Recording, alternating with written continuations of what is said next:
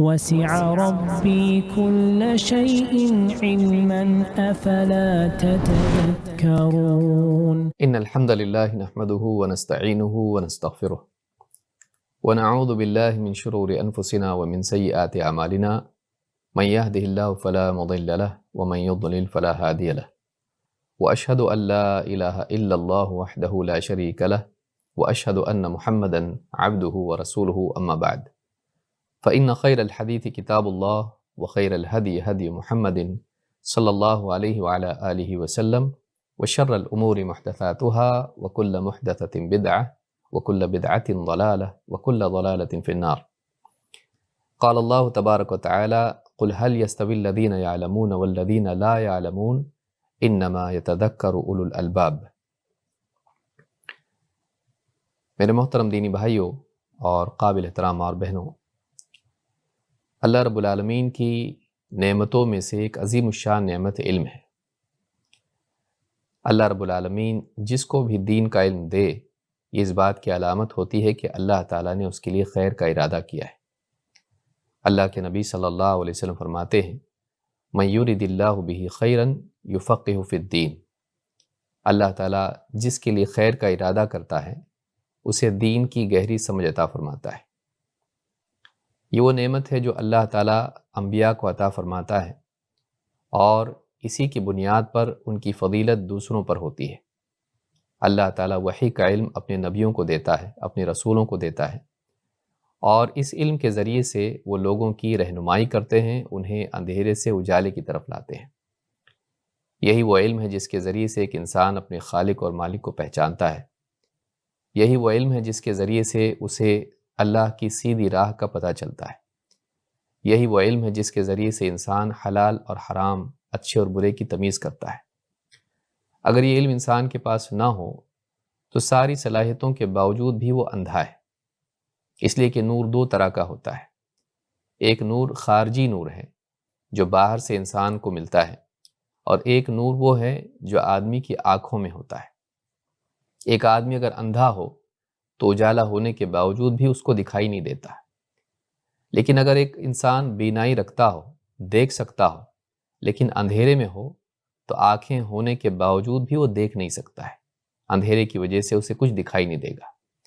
اسی طرح سے دنیا میں ایک انسان چاہے کتنا ہی عقل مند کیوں نہ ہو، کتنا ہی صلاحیت مند کیوں نہ ہو، کتنی ہی سوجھ بوجھ اس کو کیوں نہ ہو، اگر اللہ تعالیٰ کی طرف سے آیا ہوا علم اس کے پاس نہ ہو تو سمجھ اور عقل ہونے کے باوجود بھی وہ اندھیروں میں بھٹکتا رہتا ہے۔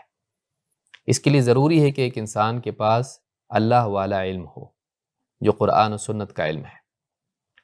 اور جس انسان کے پاس علم ہے اور جس کے پاس علم نہیں ہے، دونوں برابر نہیں ہو سکتے، نہ اپنے حال کے اعتبار سے، نہ اپنے معال کے اعتبار سے، نہ آج کے اعتبار سے، نہ کل کے اعتبار سے۔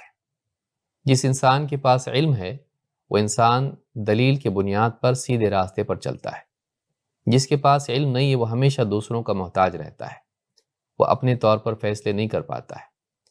اسی طرح سے جس کے پاس علم ہے وہ دوسروں کی رہنمائی کرتا ہے، لیکن جس کے پاس علم نہیں ہے وہ دوسروں کی رہنمائی نہیں کر سکتا ہے، بلکہ خود اپنے بارے میں بھی، اپنی عبادات کے بارے میں، اپنے اخلاق کے بارے میں، حقوق کے اعتبار سے، بلکہ سب سے اہم چیز عقیدے کے اعتبار سے بھی وہ دوسروں کا محتاج رہتا ہے، وہ صحیح نتیجے پر نہیں پہنچ پاتا ہے۔ اسی طرح سے ذمہ داری کے اعتبار سے بھی دونوں برابر نہیں ہیں۔ علم والوں کی ذمہ داری زیادہ ہوتی ہے، اور اس اعتبار سے ان کی فضیلت بھی دوسروں پر زیادہ ہوتی ہے۔ وہ علم کے ذریعے سے رہنمائی کر کے دوسروں کی عبادتوں اور ان کی نیکیوں کا بھی ثواب کما لیتے ہیں۔ یہ وہ چیز اس کو نصیب نہیں ہو سکتی جس کے پاس علم نہیں ہے، اس لیے کہ وہ دوسروں کی رہنمائی نہیں کر پاتا ہے، بلکہ دوسروں کی رہنمائی میں خود چلتا ہے۔ اس اعتبار سے وہ اپنا ثواب تو کماتا ہے، لیکن دوسروں کا ثواب رہنمائی کر کے اس کو نہیں مل پاتا ہے۔ قرآن کریم میں اللہ تعالیٰ فرماتا ہے قُلْ هَلْ يَسْتَوِي الَّذِينَ يَعْلَمُونَ وَالَّذِينَ لَا يَعْلَمُونَ، اے نبی آپ کہہ دیجئے کیا برابر ہو سکتے ہیں وہ جو جانتے ہیں اور وہ جو نہیں جانتے ہیں۔ اللہ تعالیٰ نے اس آیت میں بتلا دیا کہ علم والوں کی برابری وہ لوگ نہیں کر سکتے جن کے پاس علم نہیں ہے۔ کیوں؟ اس لیے کہ علم والوں کا مقام دوسروں سے اونچا ہے۔ علم والوں کو اللہ تعالیٰ ان کے علم کی وجہ سے اور ان کی رہنمائی کی وجہ سے اونچا مقام دیتا ہے۔ جس انسان کے پاس علم ہے کہ اللہ تعالیٰ کی ذات و صفات کو وہ جانتا ہو، اللہ کی عظمت کا اس کو احساس ہو، اس کے برابر وہ انسان نہیں ہو سکتا ہے جو اللہ کے بارے میں زیادہ نہیں جانتا، یا جسے واقعی اللہ تعالیٰ کی صفات کا، اس کی ذات کا علم نہ ہو۔ لہٰذا ایمانی اعتبار سے بھی علم ایک بنیاد ہے جس کے ذریعے سے ایک انسان کا ایمان قوی ہوتا ہے۔ اسی طرح سے علم والا جب دوسروں کی رہنمائی کرتا ہے تو ثواب میں وہ ان لوگوں سے بڑھ جاتا ہے جو خود عمل کر رہے ہوں۔ ایک آدمی اپنی نماز پڑھتا ہے، اس کو 5 نمازوں کا ثواب ملتا ہے، لیکن ایک علم والا دوسروں کی نماز صحیح کرتا ہے، انہیں نماز کی ترغیب دیتا ہے، اس کے بتانے کی وجہ سے اگر 100 آدمی نمازی بن جاتے ہیں تو اپنی نماز کے ساتھ ساتھ وہ 100 آدمیوں کی نمازوں کا بھی ثواب لے لیتا ہے۔ اس اعتبار سے، انجام کے اعتبار سے، معال کے اعتبار سے، آخرت کے اعتبار سے ثواب میں وہ بہت بڑھ جاتا ہے۔ تو اللہ تعالیٰ فرماتا ہے قُلْ هَلْ يَسْتَوِي الَّذِينَ لَا يَعْلَمُونَ قُلْ هَلْ يَسْتَوِي الَّذِينَ يَعْلَمُونَ وَالَّذِينَ لَا يَعْلَمُونَ إِنَّمَا يَتَذَكَّرُ أُولُو الْأَلْبَابِ، اور نصیحت تو وہی لوگ قبول کرتے ہیں جو عقل والے ہیں۔ یہاں یہ بات بھی معلوم ہوتی ہے کہ انسان سے جب غلطی ہوتی ہے تو غلطی کے اعتبار سے بھی علم والا دوسروں سے سبقت لے جاتا ہے۔ جاہل انسان کو نصیحت کرنے پر وہ ضد پر اڑ جاتا ہے، لیکن ایک سمجھدار انسان جب اس سے کبھی غلطی بھی ہو جاتی ہے، جب اس کو تنبیہ کی جاتی ہے تو فوراً اس تنبیہ کو قبول کر لیتا ہے۔ اس لیے معلوم ہوتا ہے کہ نصیحت قبول کرنے کے لیے بھی عقل چاہیے، اس کے لیے بھی علم چاہیے۔ ایک انسان جب بصیرت والا ہوتا ہے، سمجھدار ہوتا ہے، عقل مند ہوتا ہے، جب کوئی آدمی اس کو نصیحت کرتا ہے تو وہ گھمنڈ میں نہیں آتا ہے، بلکہ اس نصیحت پر غور کرتا ہے، چاہے اس سے چھوٹا آدمی اس کو بتائے، اس بات کو دیکھتا ہے جو بتائی جا رہی ہے، بولنے والے کو نہیں، اور وہ اپنی اصلاح کر لیتا ہے۔ یہ چیز انسان کو اعلیٰ اخلاق ہی کے نتیجے میں ملتی ہے۔ انما یتذکر اولو الالباب، یقیناً نصیحت تو وہی لوگ مانتے ہیں جو عقل مند ہیں۔ تو یہ سورہ الزمر کی آیت نمبر 9 ہے، جس میں اللہ رب العالمین نے علم والوں کی فضیلت بیان کی ہے کہ یہ دوسروں کے مقابلے میں برتر و افضل ہیں۔ لہٰذا ایک انسان کو اس بات کی کوشش کرنا چاہیے کہ وہ علم حاصل کرے، لیکن علم کا حاصل کرنا ایسا نہیں ہے کہ ایک انسان کے لیے وہ شرف کی چیز ہو، ضروری نہ ہو، لازم نہ ہو، بلکہ علم لازم ہے۔ علم کا حاصل کرنا ہر مسلمان پر فرض ہے۔ جہاں اس کی فضیلت ہے وہیں اس کی فرضیت بھی ہے۔ جہاں اللہ تعالیٰ نے اس کو افضل قرار دیا ہے وہیں اللہ تعالیٰ نے اسے فرض بھی قرار دیا ہے۔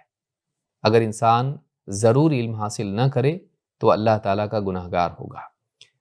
اللہ کے نبی صلی اللہ علیہ وسلم فرماتے ہیں طلب العلم فریضۃ علی کل مسلم وان طالب العلم یستغفر له کل شیء حتی الحیتان فی البحر۔ علم حاصل کرنا ہر مسلمان پر فرض ہے، اور ایک طالب علم کے لیے ہر چیز مغفرت کی دعا کرتی ہے، یہاں تک کہ سمندر میں موجود مچھلیاں بھی۔ امام ابن عبد البر نے اسے اپنی کتاب جامع بیان العلم میں روایت کیا ہے، اور صحیح الجامع صغیر میں شیخ الالبانی کہتے ہیں کہ حدیث صحیح ہے، حدیث نمبر 3914۔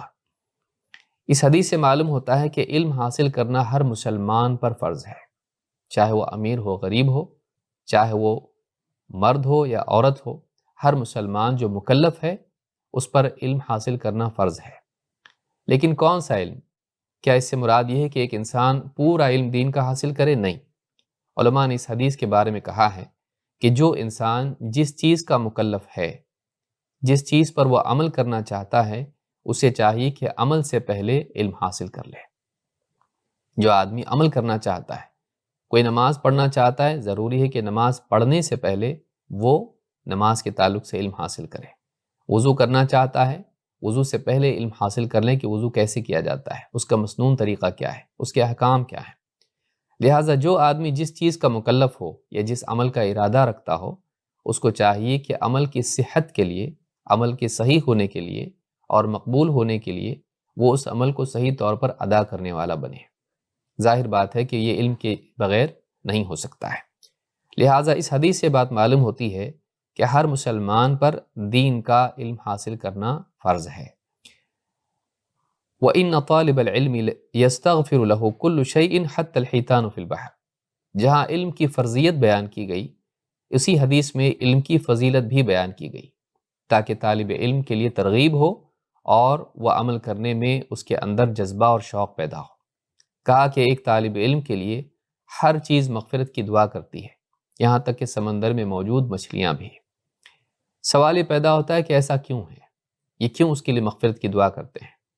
اہل علم کہتے ہیں کہ اس لیے کہ ایک طالب علم جب علم حاصل کرتا ہے تو پھر اس کے نتیجے میں وہ سماج میں اصلاح کرتا ہے، خود بھی اچھا بنتا ہے، دوسروں کو بھی بہتر بنانے کی کوشش کرتا ہے، اللہ کے دین پر چلانے کی کوشش کرتا ہے، سماج سے برائیوں کو مٹانے کی کوشش کرتا ہے، سماج میں اللہ کے حکام کو لانے کی کوشش کرتا ہے۔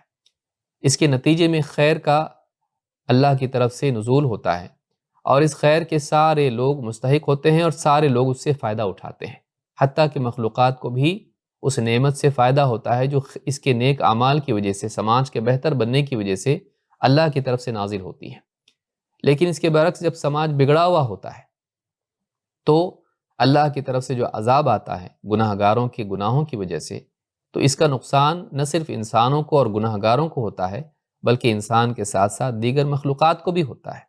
اللہ کے عذاب کی شکار وہ ساری مخلوقات ہوتی ہیں۔ تو اس اعتبار سے جب طالب علم سماج سے برائیوں کو مٹاتا ہے تو اللہ کا عذاب نہیں آتا ہے اور اس کی وجہ سے ان مخلوقات کو بھی حفاظت نصیب ہوتی ہے، ان کو بھی فائدہ ہوتا ہے۔ لہٰذا وہ طالب علم کے لیے دعا کرتے ہیں کیونکہ اسی کی وجہ سے سماج بہتر بنتا ہے اور اللہ کے عذاب سے سارے لوگ محفوظ رہتے ہیں۔ وَإِنَّ طَالِبَ الْعِلْمِ يَسْتَغْفِرُ لَهُ كُلُّ شَيْءٍ حَتَّى الْحِيتَانُ فِي الْبَحْرِ۔ اور ایک طالب علم کے لیے ہر چیز مغفرت کی دعا کرتی ہے، یہاں تک کہ سمندر میں موجود مچھلیاں بھی۔ تو اس حدیث سے بات معلوم ہوتی ہے کہ طالب علم اپنے علم کی راہ پر ہوتا ہے، وہ علم حاصل کرنے میں ہوتا ہے، لیکن ابھی سے اس کے لیے مغفرت کی دعا شروع ہو جاتی ہے۔ ساری مخلوقات بلکہ سمندر میں موجود مچھلیاں اور اپنے بل میں موجود چونٹیاں بھی اس کے لیے دعا کرتی ہیں۔ تو یہ ایک بہت ہی عظیم الشان چیز ہے کہ ایک انسان اپنے اوقات میں سے کچھ وقت نکال کر دین کا علم حاصل کرے، وہ قرآن و سنت کا علم حاصل کرے۔ خاص کر کے آخری دور میں، جیسا کہ آج کے ہمارے اس خطاب کا عنوان بھی ہے کہ 21ویں صدی کے طالب علم کے لیے کیا نصیحتیں، کیا وصیتیں، کیا ہدایات ہیں، اس کو کن چیزوں کا لحاظ رکھنا چاہیے۔ اگر اس تناظر میں دیکھا جائے، اس پس منظر میں دیکھا جائے تو اس دور میں علم کی اہمیت بہت زیادہ بڑھ گئی ہے، اس لیے کہ فتنے بھی زیادہ ہیں اور فتنوں سے بچنے کے لیے صرف عبادت کام نہیں آتی ہے، فتنوں سے بچنے کے لیے علم بہت ضروری ہے۔ خیر اور شر میں فرق کرنے کے لیے، حق اور باطل میں فرق کرنے کے لیے بہت ضروری ہے کہ انسان شبہات سے بچنے کے لیے علم حاصل کرے۔ اللہ کے نبی صلی اللہ علیہ وسلم کی ایک حدیث ہمارے سامنے ہے جو اس دور کے لیے خصوصی طور پر رہنمائی دیتی ہے۔ اللہ کے رسول صلی اللہ علیہ وسلم فرماتے ہیں، اصبحتم فی زمان کثیر فقہاؤہ قلیل خطباؤہ۔ تم ایک ایسے دور میں ہو، ایسے زمانے میں ہو کہ جس میں فقہا بہت ہیں، دین کا گہرا علم رکھنے والے بہت ہیں، قلیل خطباؤہ، لیکن بیان دینے والے، خطبہ دینے والے کم ہیں، تقریر کرنے والے کم ہیں۔ قلیل سؤالہ کثیر معطوہ، پوچھنے والے کم ہیں لیکن جواب دینے والے زیادہ ہیں۔ العمل فیہ خیر من العلم، اس دور میں عمل زیادہ بہتر ہے علم سے، یعنی فرض جو اللہ کی طرف سے فرض کیا ہوا علم ہے اس کو حاصل کرنے کے بعد ایک انسان اس پر عمل شروع کر دے، وہ زیادہ ضروری ہے، زیادہ بہتر ہے اس دور میں۔ وَسَيَأْتِي زَمَانٌ قَلِيلٌ فُقَهَاؤُهُ كَثِيرٌ خُطَبَاؤُهُ، لیکن ان قریب ایک ایسا زمانہ آئے گا جس میں فقہا گھٹ جائیں گے، فقہا دین کا گہرا علم رکھنے والے تھوڑے رہ جائیں گے۔ کثیر خطباؤہ، اور اس دور میں تقریر کرنے والے، بیان کرنے والے بڑھ جائیں گے۔ کثیر سؤالہ قلیل معطوہ، اور پوچھنے والے بہت ہوں گے لیکن جواب دینے والے کم رہ جائیں گے۔ سوالات پوچھنے والے بہت ہوں گے، کوئریز بہت ہوں گی، لیکن ان کا جواب دینے والے کم رہیں گے، واقعی صحیح جواب دینے والے لائق لوگ کم ہوں گے۔ العلم فیہ خیر من العمل، اس دور میں علم عمل سے بہتر ہوگا، اس دور میں علم عمل سے بہتر ہوگا۔ اس حدیث سے بات معلوم ہوتی ہے کہ آخری دور میں تقریر بازی کرنے والے بہت ہوں گے، سپیکرز بہت ہوں گے، لیکن دین کا گہرا علم رکھنے والے کم رہ جائیں گے۔ جواب دینے والے ہوں گے لیکن واقعی لائق لوگ جو صحیح جواب دیتے ہیں وہ بہت کم ہوں گے۔ جن میں صحیح جواب دینے کی لیاقت ہوگی ایسے لوگ کم رہ جائیں گے۔ بولنے والے بہت ہوں گے لیکن صحیح بولنے والے کم ہوں گے۔ ایسے دور میں لوگوں کے سوالات بڑھ جائیں گے، نئے نئے مسائل لوگوں کے سامنے آئیں گے، ٹیکنالوجی کی وجہ سے، سائنس کی ترقی کی وجہ سے، اور اسی طرح سے عالم کے ایک ساتھ ایک دوسرے سے جڑے رہنے کی وجہ سے ملکوں کی سرحدیں گویا کہ ختم ہو جائیں گے۔ ایسے دور میں سوالات بہت بڑھ جائیں گے، نئے نئے مسائل آئیں گے۔ ایسے دور میں علم کی ضرورت بڑھ جائے گی۔ اس وقت میں زیادہ بہتر یہ ہوگا کہ ایک انسان علم حاصل کر کے لوگوں کی رہنمائی کرے۔ اس سے بہتر کہ ایک آدمی عبادات میں لگ جائے۔ اپنی عبادات میں لگے رہنے سے بہتر یہ ہوگا کہ ایک انسان علم حاصل کر کے علم کی خدمت کرے، لوگوں میں علم عام کرے، لوگوں کی رہنمائی کرے، ان کے سوالات کے جواب دے، ان کو گمراہی سے نکالنے کے لیے ان کے شبہات کو دور کرے، ان کے ڈاؤٹس کو دور کرے۔ تو یہ جو دور ہوگا، آنے والا دور ایسا ہی، بلکہ جس دور میں ہم جی رہے ہیں بظاہر یہ دور ویسا ہی دکھائی دیتا ہے۔ آج کے دور میں بولنے والے اتنے زیادہ ہیں کہ کس کو سنے آدمی اس تعلق سے انتخاب کرنا مشکل ہو گیا ہے۔ گمراہی کی طرف دعوت دینے والے بڑھ گئے ہیں، غلط غلط باتیں دین کے نام پہ بولنے والے بڑھ گئے ہیں۔ ہر آدمی میں بولنے کا شوق ہے، ہر آدمی کے پاس یوٹیوب چینل ہے، اس پہ جو چاہے وہ بول رہا ہے، ایسے عناوین پر بول رہا ہے، ایسی باتوں کو بول رہا ہے جس کا واقعی اس کو بولنے کا حق نہیں ہے۔ تو ایسے دور میں ضروری ہوگا کہ ایک انسان گہرائی کے ساتھ دین کا علم حاصل کرے اور پھر اس کے بعد اس علم کے ذریعے سے لوگوں کو گمراہی سے نکالے اور ان کی صحیح رہنمائی کرے۔ اس حدیث کو امام الطبرانی نے مسند الشامیین میں روایت کیا ہے، اور الصحیحہ میں حدیث نمبر 3189 پر شیخ الالبانی کہتے ہیں کہ اس کی سند حسن ہے۔ اس حدیث سے معلوم ہوتا ہے کہ آخری دور میں علم کی اہمیت بڑھ جائے گی۔ اس سے معلوم ہوتا ہے کہ علم کی کبھی ضرورت نہ ہو ایسا دور کبھی نہیں آئے گا، بلکہ جیسے جیسے زمانہ گزرتا جائے گا علم کی اہمیت بڑھ جائے گی۔ لہٰذا ایک طالب علم کو چاہیے کہ وہ علم کے تعلق سے سستی میں مبتلا نہ ہو، وہ کبھی قناعت نہ کرے کہ بس اب اس کے بعد علم کی ضرورت نہیں ہے، بلکہ علم جتنا حاصل کیا جائے اگر تقویٰ کے ساتھ ہو، اللہ کے استحضار کے ساتھ ہو، اللہ کی یاد کے ساتھ ہو، تو ایسا علم انسان کے ایمان اور اس کے دین میں اضافے کا ذریعہ بنتا ہے اور اس انسان کو لوگوں کے لیے خیر کی چابی بناتا ہے۔ آئیے دیکھتے ہیں طالب علم کے لیے کن چیزوں کا لحاظ ضروری ہے۔ آج کی اس درس میں ہم 10 باتیں دیکھیں گے جو ایک طالب علم کے لیے ضروری ہیں۔ اس کا یہ مطلب نہیں کہ صرف 10 باتیں ہیں، وقت کی قلت کی وجہ سے ہم نے ان 10 چیزوں کا انتخاب کیا ہے۔ اگر دیکھا جائے تو علماء نے اپنی کتابوں میں طالب علم کے لیے بہت ساری ہدایات ذکر کی ہیں، لیکن یہ 10 باتیں ہم آج کے درس میں ذکر کریں گے تاکہ کم از کم ان سے ہم شروعات کر سکیں، اور یہ بہت اہم چیزیں ہیں۔ ان میں سب سے پہلی چیز اخلاص ہے۔ اخلاص یہ ہے کہ ایک انسان کوئی عمل، کوئی نیکی کرے تو وہ اللہ کی رضا کے لیے کرے، اللہ سے اجر پانے کے لیے کرے، آخرت کی کامیابی کے لیے کرے، دین کے لیے کرے، خیر کے لیے کرے۔ اس کام کو اللہ کی مرضی، اللہ کی پسند کو دیکھتے ہوئے اللہ سے ثواب حاصل کرنے کے لیے کرے۔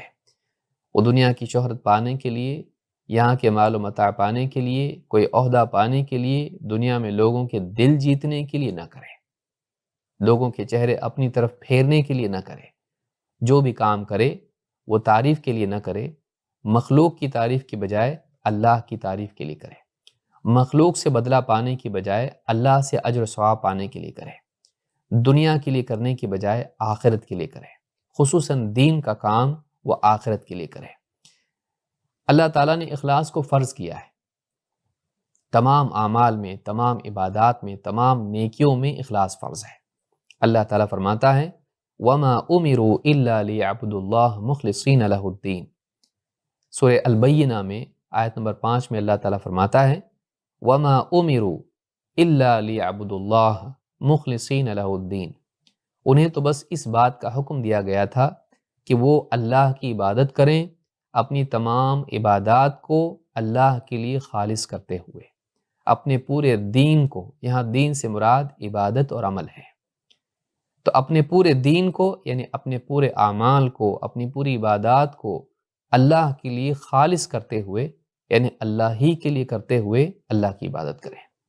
اخلاص یہ ہے کہ اللہ کی عبادت اللہ کے لیے کی جائے، اللہ والا عمل اللہ کو راضی کرنے کے لیے کیا جائے، مخلوق کی تعریف کے لیے، ذاتی مفاد کے لیے، دنیوی مفاد کے لیے نہ کریں۔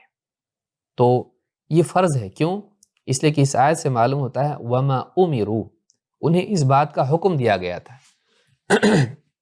تو اس آیت سے معلوم ہوتا ہے کہ اخلاص کا اللہ تعالیٰ نے حکم دیا ہے۔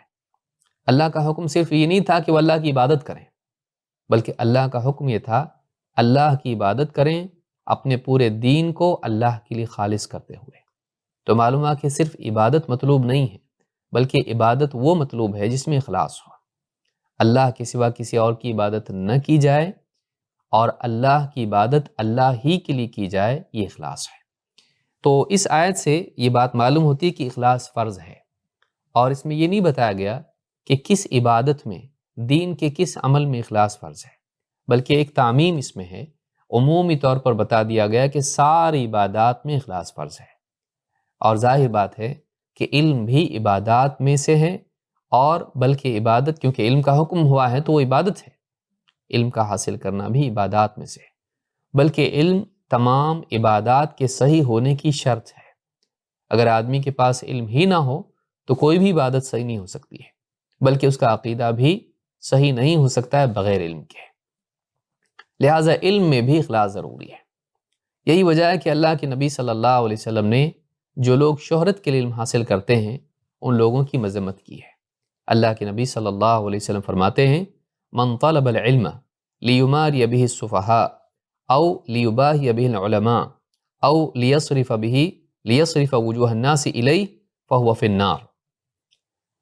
آپ نے فرمایا کہ جو علم حاصل کرے اس لیے کہ ناسمجھ لوگوں کو، کم سمجھ لوگوں کے ساتھ حجت بازی کر کے انہیں شک شبہ میں مبتلا کرے، انہیں کنفیوز کرے، یا او لیباہی بہ العلماء، یا علم حاصل کر کے علماء کی برابری کرے، علماء کی لسٹ میں اس کا نام آ جائے، علماء کا ہمسر ہو جائے، ان کی طرح لوگوں میں دکھائی دینے لگے، علماء کے برابر مقام پالے، او لیصرف وجوہ الناس الیہ، یا لوگوں کے چہرے اپنی طرف پھیر لے، لوگوں کو اپنی طرف اٹریکٹ کرے، لوگوں سے تعریف اور لوگوں کی سراہنے کو پسند کرے، فہو فی النار، ایسا آدمی جہنم میں جائے گا۔ اس حدیث کو امام ابن ماجہ نے روایت کیا ہے، صحیح الجامع الصغیر حدیث نمبر 6382، حدیث حسن ہے۔ اس حدیث سے معلوم ہوتا ہے کہ تینوں نیتیں غلط ہیں۔ ایک انسان مناظر بنے، اور ایسا مناظر جو لوگوں کو بے وجہ کنفیوز کرے، وہ حق کا مناظر نہ ہو بلکہ لوگوں سے حجت بازی کرے، کم سمجھ لوگوں پر غالب آنے کے لیے علم حاصل کرے، ان کے ساتھ میں بحث مباحثہ کرے اور ان کو کنفیوز کر دے۔ اگر اس کے لیے علم حاصل کرتا ہے اپنی برتری ثابت کرنے کے لیے لوگوں کے اوپر، تو ایسا آدمی جہنم میں ہے۔ یا ایسا آدمی جو علم سے اس کا مقصود یہ ہے کہ شہرت اس کو مل جائے اور لوگ اس کو علماء کے برابر ماننے لگیں، علماء کا مقام پائے اور وہ عزت پائے جو علماء کو ملتی ہے، ایسا آدمی بھی جہنم میں ہے۔ او لیصرف وجوہ الناس الیہ، یا لوگوں میں شہرت پالیں کہ دیکھو فلاں آدمی کتنا علم والا ہے، لوگ اس کو چاہنے لگیں، لوگ اس کو لائک کرنے لگیں، اس وجہ سے وہ چاہتا ہے کہ لوگوں کی توجہ اس کی طرف ہو جائے، لوگ اس کو پوچھنے والے بنے، لوگ اس کو دیکھنے والے بنے، لوگ اس کو فالوورز اس کے بن جائیں۔ اگر اس لیے علم حاصل کر رہا ہے کہ لوگوں کے چہرے اپنی طرف متوجہ کر کے ان کے دل جیت لے، ان کے دلوں میں جگہ بنائے، اگر اس لیے کر رہا ہے تو فرمایا کہ فہو فی النار، ایسا آدمی جہنم میں ہے۔ تو اس حدیث سے معلوم ہوتا ہے کہ لوگوں کی تعریف کے لیے علم حاصل کرنا، اونچا مقام پانے کے لیے دنیوی اعتبار سے علم حاصل کرنا، یا لوگوں پر غالب آنے کے لیے علم حاصل کرنا، یہ ساری نیتیں بری نیتیں ہیں۔ ایک طالب علم کو چاہیے کہ اس کی نیت اچھی ہو، وہ علم حاصل کرنا چاہتا ہے تو اس کی نیت اچھی ہو۔ کیا نیت ہونی چاہیے؟ سب سے پہلی چیز یہ کہ علم عبادت ہے، اللہ کا حکم ہے، اللہ نے اس کو فرض کیا ہے، لہٰذا وہ اللہ کے حکم کو پورا کرتا ہوا علم حاصل کرے۔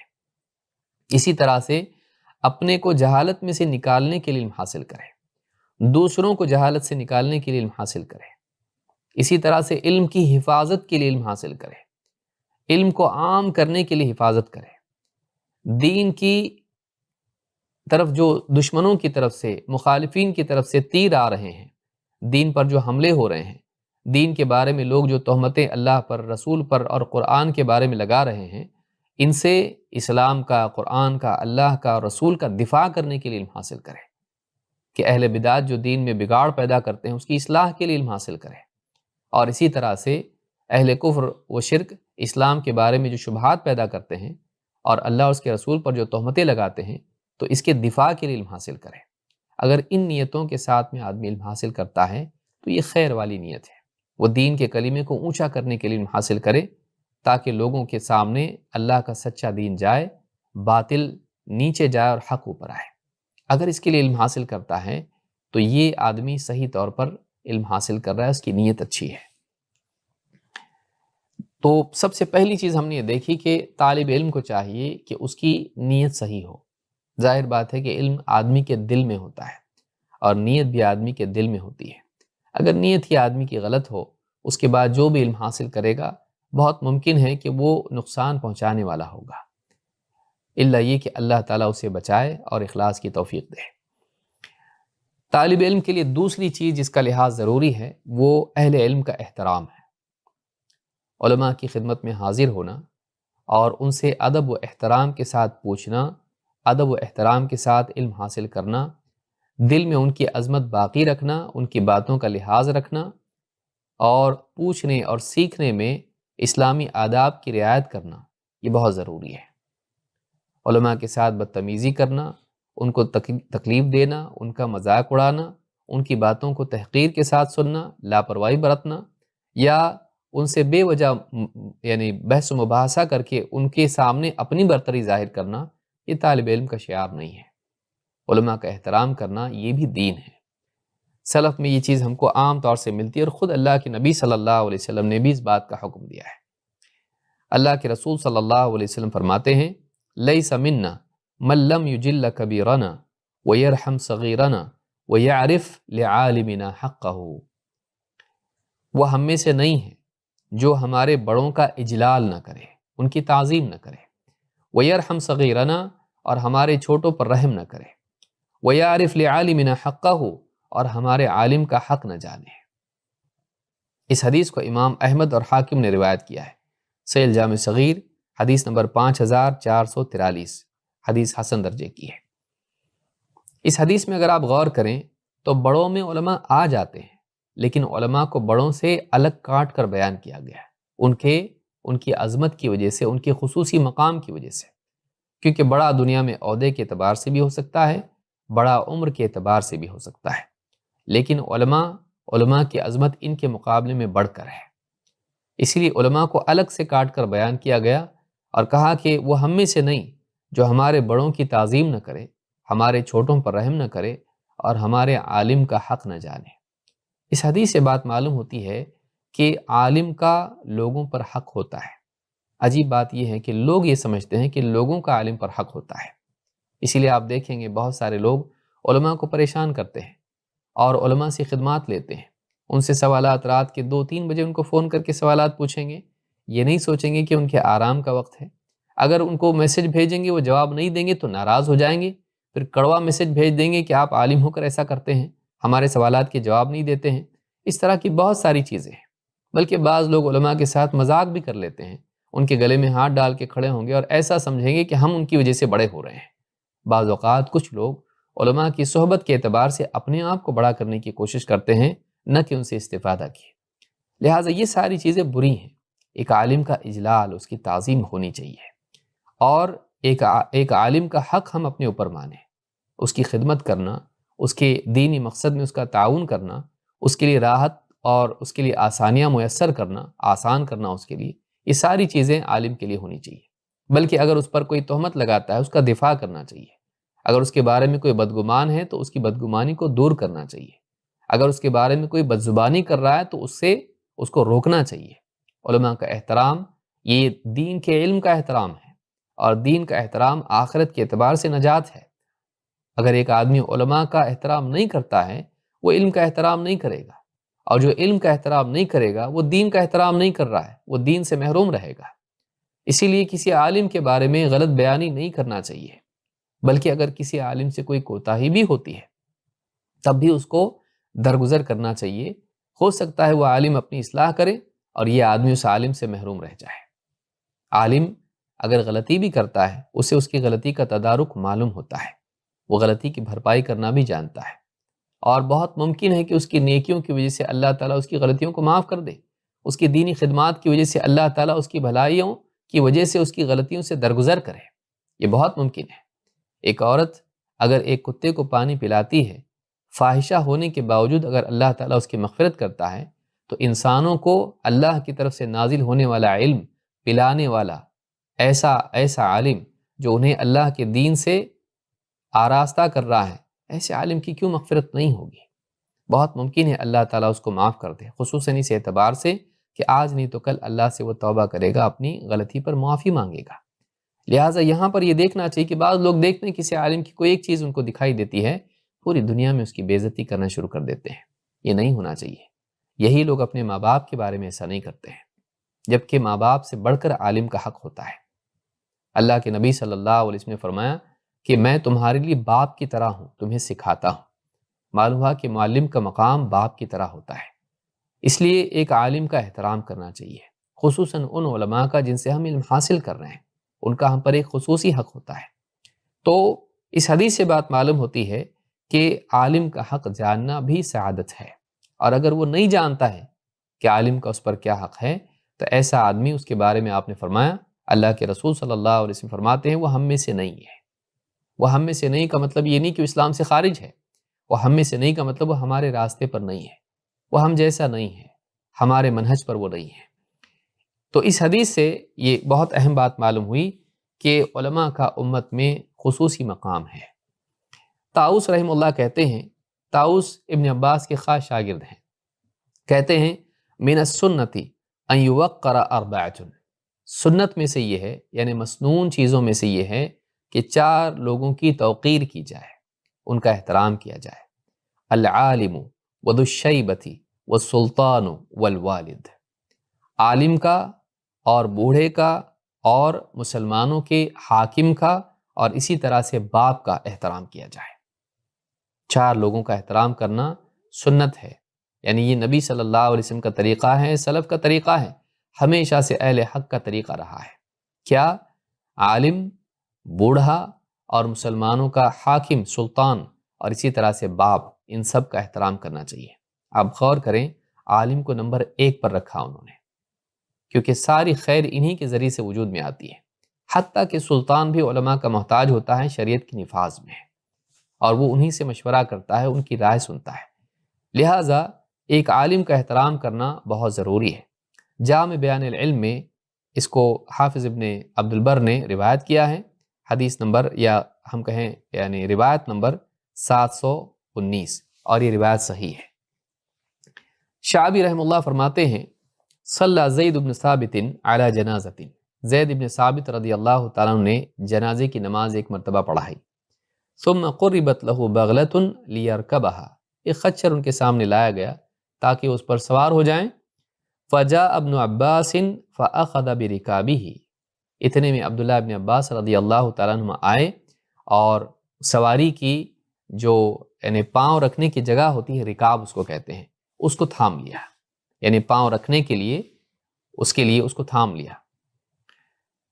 فقال له زید خل عنہ یبن عم رسول اللہ صلی اللہ علیہ وسلم، زید ابن ثابت رضی اللہ تعالیٰ نے جب دیکھا کہ ابن عباس نے رکاب پکڑی ہوئی ہے سواری کی، کہا کہ اے نبی رسول اکرم صلی اللہ علیہ وسلم کے چچا زاد بھائی، چھوڑ دیجئے، اس کو چھوڑ دیجئے۔ فقال ابن عباس ہاکذا یفعل بالعلماء والکبراء، ابن عباس نے کہا نہیں، بلکہ ہم علماء کے ساتھ اور اپنے بڑوں کے ساتھ ایسا ہی کرتے ہیں، یعنی ان کے ساتھ ایسا ہی کیا جاتا ہے، یعنی ان کے رکاب کو پکڑنا، ان کا احترام کرنا، ہم علماء کے ساتھ ایسے ہی کرتے ہیں، اپنے بڑوں کے ساتھ، بزرگوں کے ساتھ ایسا ہی کرتے ہیں۔ جامع بیان العلم میں ابن عبد البر نے اس کو روایت کیا ہے، روایت نمبر 832، اور یہ روایت صحیح ہے۔ تو آپ غور کریں کہ صحابہ کس طرح سے ایک دوسرے کا احترام کرتے تھے۔ زید بن ثابت بہت بڑے صحابی ہیں، اللہ کے نبی صلی اللہ علیہ وسلم کی وحی کے لکھنے والے صحابی ہیں۔ تو ابن عباس نے ان کی رکاب پکڑ لی۔ اس طرح سے اگر آج کوئی آدمی علماء کی جوتیاں اٹھا لے تو لوگ اس کو سمجھیں گے یہ صوفی ہے، لیکن آپ دیکھیں گے کہ صحابہ میں بھی یہ چیز تھی کہ رکاب پکڑے ہوئے ہیں احترام کے طور پر۔ تو یہ چیز اہل علم کا احترام کرنا، ان کی تعظیم کرنا، یہ سلف میں ہمیشہ سے رہا ہے۔ موجودہ دور میں علماء کو دوست کی طرح بنا دیا گیا ہے، اور ان کے ساتھ مذاق کرنا، ان کے ساتھ میں ٹھٹھا کرنا، ان کا مذاق اڑانا، اور ان کے بارے میں ان کی غیر موجودگی میں ان کا مذاق اڑانا، یہ ساری چیزیں آج کے دور کی چیزیں ہیں، یہ سلف میں چیز نہیں تھی۔ علماء کا ذکر کیا جائے احترام کے ساتھ ہونا چاہیے۔ آپ مثال کے طور پر دیکھیں کہ یہی ابن عباس ہیں جن کے بارے میں اللہ کے نبی صلی اللہ علیہ وسلم کی خود دعا ہے، اللہم فقہہ فی الدین وعلمہ التأویل، خصوصی طور پر دعا کی اے اللہ اس کو دین کا گہرا علم عطا فرما اور اس کو قرآن کی تفسیر کا علم دے۔ اتنا زیادہ علم ہونے کے باوجود ان کا حال کیا تھا؟ کہتے ہیں مکثت سنۃ ارید ان اسأل عمر بن الخطاب عن آیت، میں 1 سال تک رکا رہا ایک آیت کے بارے میں عمر بن خطاب رضی اللہ تعالیٰ عنہ سے پوچھنے کے لیے۔ کیوں نہیں پوچھا؟ کہتے فما استطیع ان اسألہ ہیبۃ لہ، 1 سال تک میں پوچھ نہیں سکا۔ کیوں نہیں پوچھ سکا؟ اس وجہ سے کہ ان کی ہیبت مجھ پر اتنی طاری تھی کہ میں ان کے خوف کی وجہ سے، ان کی ہیبت کی وجہ سے ایک آیت کے بارے میں سوال کرنے سے ڈرتا رہا۔ خاص کر کے وہ سوال ایسا تھا کہ جس سے حضرت عمر کی بیٹی جڑی ہوئی تھی۔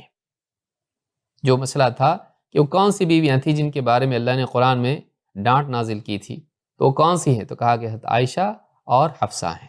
تو ان کی بیٹی کے بارے میں تھا، کہا کہ ان کی ہیبت کی وجہ سے ان سے سوال پوچھ نہیں سکا۔ 1 سال تک میں نے انتظار کیا۔ کہتے ایک مرتبہ میں سفر میں تھا اور ان کو وضو کرا رہا تھا، اس وقت میں نے موقع دیکھا اور ان کے مزاج کو محسوس کیا، تو موقع دیکھ کر میں نے اس وقت پوچھ لیا، تو انہوں نے بتایا کہ وہ حفصہ اور عائشہ ہیں جن کے بارے میں وہ آیت نازل ہوئی تھی جو سورہ تحریم کی ہے۔ تو آپ دیکھیں گے کہ صحابہ کس طرح سے تعظیم کرتے تھے علماء کی۔ ہیبت علماء کی ہم پر ہونی چاہیے، ان کا احترام ہونا چاہیے۔ امام البخاری نے اس کو روایت کیا، اسی طرح سے امام مسلم نے بھی۔ صحیح بخاری حدیث نمبر 4913 اور صحیح مسلم حدیث نمبر 1479۔ تو اس حدیث سے، اس روایت سے معلوم ہوتا ہے کہ صحابہ بڑے علماء کی تعظیم کرتے تھے، جبکہ وہ خود علم والے تھے، لیکن پھر بھی اس کے باوجود وہ اپنے سے بڑے علماء کی تعظیم کرتے تھے۔ محمد بن سیرین رحمہ اللہ فرماتے ہیں رأیت عبد الرحمن بن ابی لیلہ واصحابہ یعظمونہ ویسودونہ ویشرفونہ مثل الامیر۔ کہتے کہ میں نے عبد الرحمن ابن ابی لیلہ، جو حدیث کے راویوں میں سے ایک راوی ہے، ان کو دیکھا ہے اس حال میں کہ ان کے جو ساتھ والے، ان کے جو طلاب ہوا کرتے تھے، ان کی تعظیم کرتے تھے، انہیں اب ایسا جیسے اپنے سردار کی طرح ان کو مانتے تھے، ان کا اکرام کرتے تھے، ایسے جیسے کسی امیر کا یعنی حاکم کا کیا جاتا ہے۔ کسی معاشرے میں کوئی گورنر ہو، کوئی امیر ہو، اتھارٹی اس کے پاس ہو، اس کا جس طرح سے لوگ اکرام کرتے ہیں، اس سے جس طرح سے ڈرتے ہیں، اس کے جس طرح سے تعظیم اس کی کرتے ہیں، ایسے اپنے شیخ کی تعظیم کرتے تھے۔ تو یہ ساری چیزیں سلف میں ہوا کرتی تھی۔ علماء کا احترام کرنا، ان کے آگے ادب سے بیٹھنا، ان سے ادب سے بات کرنا، آج کے دور میں یہ چیز ختم ہوتی جا رہی ہے، نہیں ہونا چاہیے۔ الجامع لاخلاق الراوی و آداب السامع میں یہ روایت موجود ہے۔ تو یہ دوسری بات ہم نے دیکھی کہ طالب علم علماء کا احترام کرے، اور ہمارے ہاں عام طور سے بولا جاتا ہے با ادب با نصیب، بے ادب بے نصیب ہے۔ ایک انسان جب علماء کا ادب کرتا ہے، احترام کرتا ہے، تو ان سے جو علم وہ لیتا ہے، اس علم کی بھی تعظیم اس کے دل میں ہوتی ہے، اور نتیجے میں دین کی تعظیم دل میں پیدا ہوتی ہے۔ لیکن جب علماء کا احترام اور اکرام نہیں کرتا ہے تو دین کے علم کی بھی تعظیم اس کے دل میں نہیں ہوتی، کیونکہ انہی سے تو آ رہا ہے۔ جب انہی کا احترام نہیں تو ان کی بات کا احترام کیا ہوگا؟ جب ذات ہی کا احترام نہیں ہے تو بات کا احترام کیا ہوگا؟ لیکن اگر ان کا احترام کرتا ہے، ان کی بات کی بھی تعظیم ہوتی ہے، اور نتیجے میں اس کی دینداری میں اضافہ ہوتا ہے۔ تو یہ بہت ضروری ہے جس کا طالب علم کو احترام کرنا چاہیے۔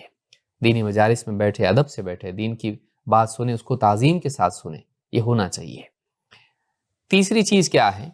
تیسری چیز یہ ہے کہ جہاں ہم نے دیکھا کہ علماء کی تعظیم ہونی چاہیے، علماء سے مراد کون ہے؟ علماء سے مراد وہ علماء ہیں جو اہل سنت ہیں، اہل بدعت نہیں، وہ لوگ نہیں جن کا منہج بگڑا ہوا ہے۔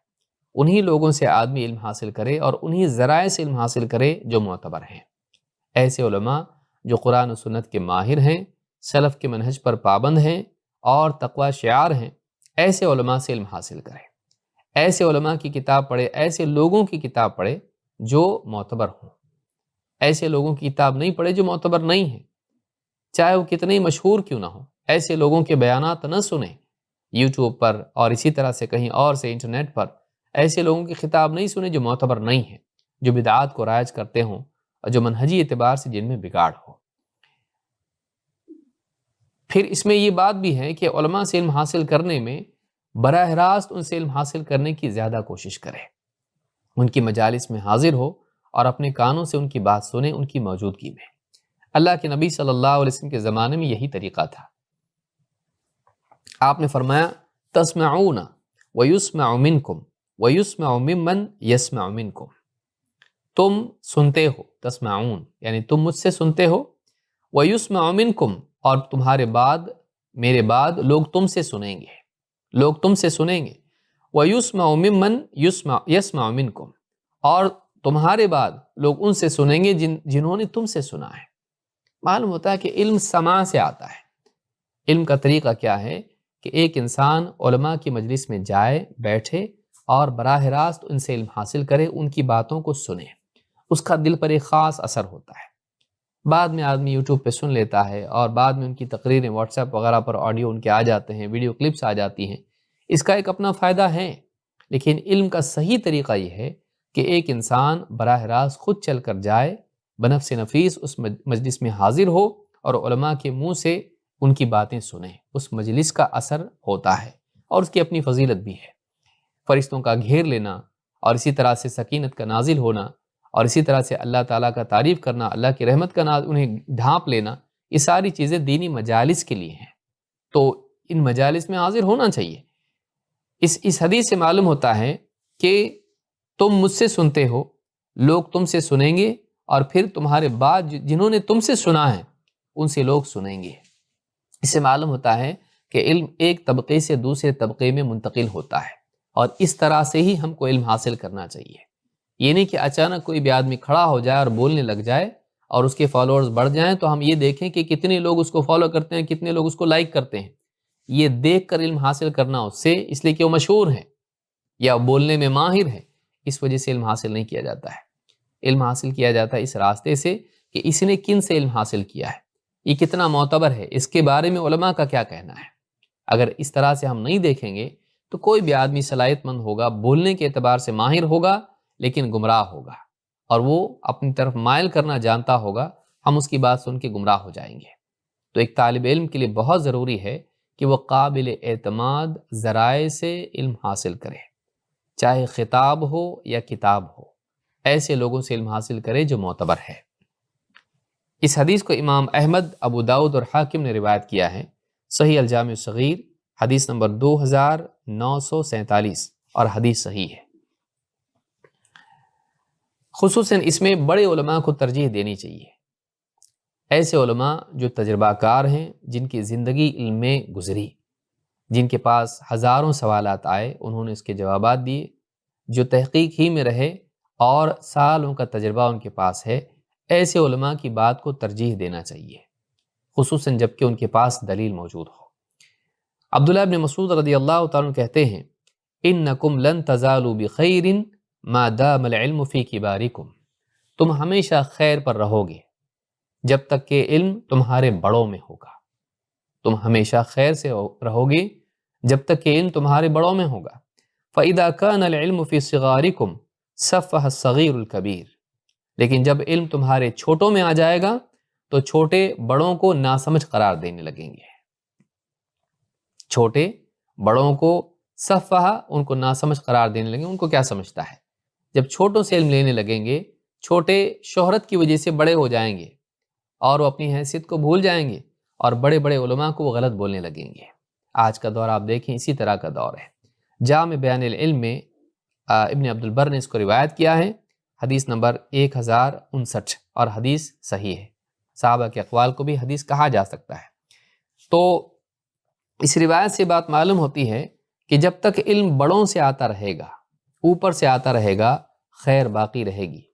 جب لوگ بڑے علماء کو چھوڑ دیں گے اور چھوٹوں کو ہی پکڑ لیں گے، انہی کی باتوں کو ترجیح دینے لگیں گے، تو ایک وقت وہ آئے گا کہ بڑے بڑے علماء کو، چاہے وہ اس دور کے ہوں یا پچھلے زمانے کے ہو، کم سمجھ طالب علم انہی سے علم حاصل کرنے لگیں گے، جب اور ایسی لوگوں سے جو خود طالب علم ہوں گے اور اتنا علم ان کے پاس نہیں ہوگا کہ فتویٰ دے پائیں۔ جب ایسے لوگوں سے علم حاصل کرنے لگیں گے، ان کے قدم ڈگمگا جائیں گے اور وہ اپنے کو بھی کچھ سمجھنے لگیں گے، اور پھر جب ان سے پوچھا جائے گا وہ اجتہاد بھی کرنے لگیں گے جبکہ لائق نہیں ہوں گے، اور پھر پچھلوں کے اجتہادات کو، ان کی تحقیق کو، ان کے اقوال کو غلط ثابت کرنے لگیں گے، اس وجہ سے کہ لوگوں کے وہ مرجع بن جائیں گے۔ تو اس روایت سے بات معلوم ہوتی کہ بڑوں سے علم حاصل کرنا چاہیے، بڑوں کے اقوال کو دیکھنا چاہیے کہ انہوں نے کیا باتیں کہی ہیں، چاہے وہ ہمارے دور کے ہوں یا پچھلے دور کے ہوں۔ دوسری بات اس میں طالب علم کے لیے ضروری ہے کہ وہ اہل بدعت سے علم حاصل نہ کرے۔ ایسے لوگ جو عقیدے یا منہج کے اعتبار سے یا سنت کے معاملے میں کوتاہ ہوں، ایسے لوگوں سے علم حاصل نہ کیا جائے۔ ابو امیہ الجمحی کہتے ہیں، یہ صحابی ہیں، ان رسول اللہ صلی اللہ علیہ وسلم قال ان من اشراط الساعۃ ثلاثا، قیامت کی علامات میں سے 3 علامات ہیں۔ اللہ کے رسول صلی اللہ علیہ وسلم نے فرمایا قیامت کی 3 علامتیں ہیں۔ احداہن ان یلتمس العلم عند الاصاغر، ان 3 علامات میں سے ایک علامت یہ ہے کہ علم چھوٹوں سے حاصل کیا جائے گا۔ قال نعیم قیل لابن المبارک من الاصاغر، نعیم ابن حماد کہتے ہیں کہ ابن مبارک سے پوچھا گیا کہ یہ چھوٹے کون ہیں؟ قیامت کے علامات میں سے کہ علم چھوٹوں سے لیا جائے گا، تو چھوٹے کون؟ قال الذین یقولون برأیہم، یہ وہ لوگ ہیں جو اپنی رائے سے باتیں کرتے ہیں، دلیل سے نہیں، قرآن و سنت کی نصوص کی بنیاد پر نہیں، بلکہ دین کے معاملات میں اپنی رائے سے فیصلہ کرتے ہیں، جو ان کے جی میں آیا بولتے ہیں، خواہش کی بنیاد پر بولتے ہیں۔ الذین یقولون برأیہم فاما صغیر یروی عن کبیر فلیس بصغیر، ہاں وہ چھوٹا جو اپنے بڑوں سے روایت کرتا ہو وہ چھوٹا نہیں ہے، یعنی ایسا انسان جو طالب علم ہی ہو لیکن اپنے اوپر بڑوں سے جڑا ہوا ہو، اپنے اوپر جو بڑے علماء ہیں ان کی رہنمائی میں چلتا ہو، ان سے پوچھتا ہو، ان سے سیکھتا ہو، بڑے مسائل میں ان سے مشورہ کر کے ہی جواب دیتا ہو، ایسا اگر کوئی طالب علم ہے اور لوگ اس سے علم حاصل کرتے ہیں تو اس میں کوئی حرج نہیں ہے، یہ برا نہیں ہے، یہ عیب نہیں ہے۔ عیب یہ ہے کہ ایسا انسان جو گہرا علم نہیں رکھتا ہو اور اوپر کسی سے جڑا ہوا نہ ہو، وہ اپنے ہی طور پر خود مجتہد بن جائے اور اپنی رائے سے لوگوں کو فیصلے دینے لگے، ان کی رہنمائی کرنے لگے۔ ایسا آدمی اہل ہوا میں سے ہے، ایسے آدمی سے علم حاصل نہیں کرنا چاہیے۔ قیامت کے قریب ایسا بڑھ جائے گا، اس لیے کہ لوگوں کو تمیز نہیں ہوگی کون بڑا کون چھوٹا، لوگ بس یہ دیکھنا شروع کریں گے کون مشہور ہے، کون اچھا بولتا ہے، اور پھر اسی سے سیکھنے لگیں گے اور غلط فیصلے دے گا اور اسی کو قبول کریں گے۔ جامع بیان العلم میں ابن عبد البر نے اس کو روایت کیا ہے، اور روایت نمبر 1052 اور اس کی سند حسن ہے۔ موسیٰ ابن ایوب النصیبی کہتے ہیں قال ابن المبارک الاصاغر من اہل البدع، کہتے ہیں کہ ابن مبارک یہ بھی کہا کرتے تھے کہ اصاغر سے مراد چھوٹے، چھوٹوں سے مراد کون ہیں؟ الاصاغر من اہل البدع، یہ بدعتیوں میں سے ہیں، یعنی اس سے مراد اہل بدعت ہیں۔ تو قیامت کے قریب لوگ اہل بدعت سے علم حاصل کرنے لگیں گے۔ اس روایت کو امام اللالکائی نے شرح اصول اعتقادی اہل سنت والجماعہ میں روایت کیا ہے، روایت نمبر 102۔ تو اس سے معلوم ہوتا ہے کہ قیامت کے قریب لوگ اہل بدعت سے بھی سننے لگیں گے، ان سے بھی لینے لگیں گے۔ آج آپ دیکھیں کتنے لوگ ہیں وہ کہتے ہیں کہ ان کی بات ہم کو اچھی لگتی ہے، ان کی بات سے دل پر اثر ہوتا ہے۔ بڑے بڑے علماء کی بات سے ہمارے دل پر وہ اثر نہیں ہوتا ہے جو فلاں کی بات سے ہوتا ہے، تو ہم بس اس کا اثر لینے کے لیے اس کو سنتے ہیں۔ قیامت کے قریب ایسا ہوگا کہ لوگ اہل بدعت سے علم حاصل کرنے لگیں گے، تو یہ بری علامت ہے، یہ اچھی بات نہیں ہے۔ اس کو بطور عیب کے بیان کیا گیا ہے کہ قیامت کے قریب یہ ایک برائی بھی لوگوں میں آ جائے گی، تو یہ مذموم چیز ہے، اس سے بچنا چاہیے۔ لہٰذا علم کو اہل علم سے، حق کو اہل حق سے لیا جاتا ہے۔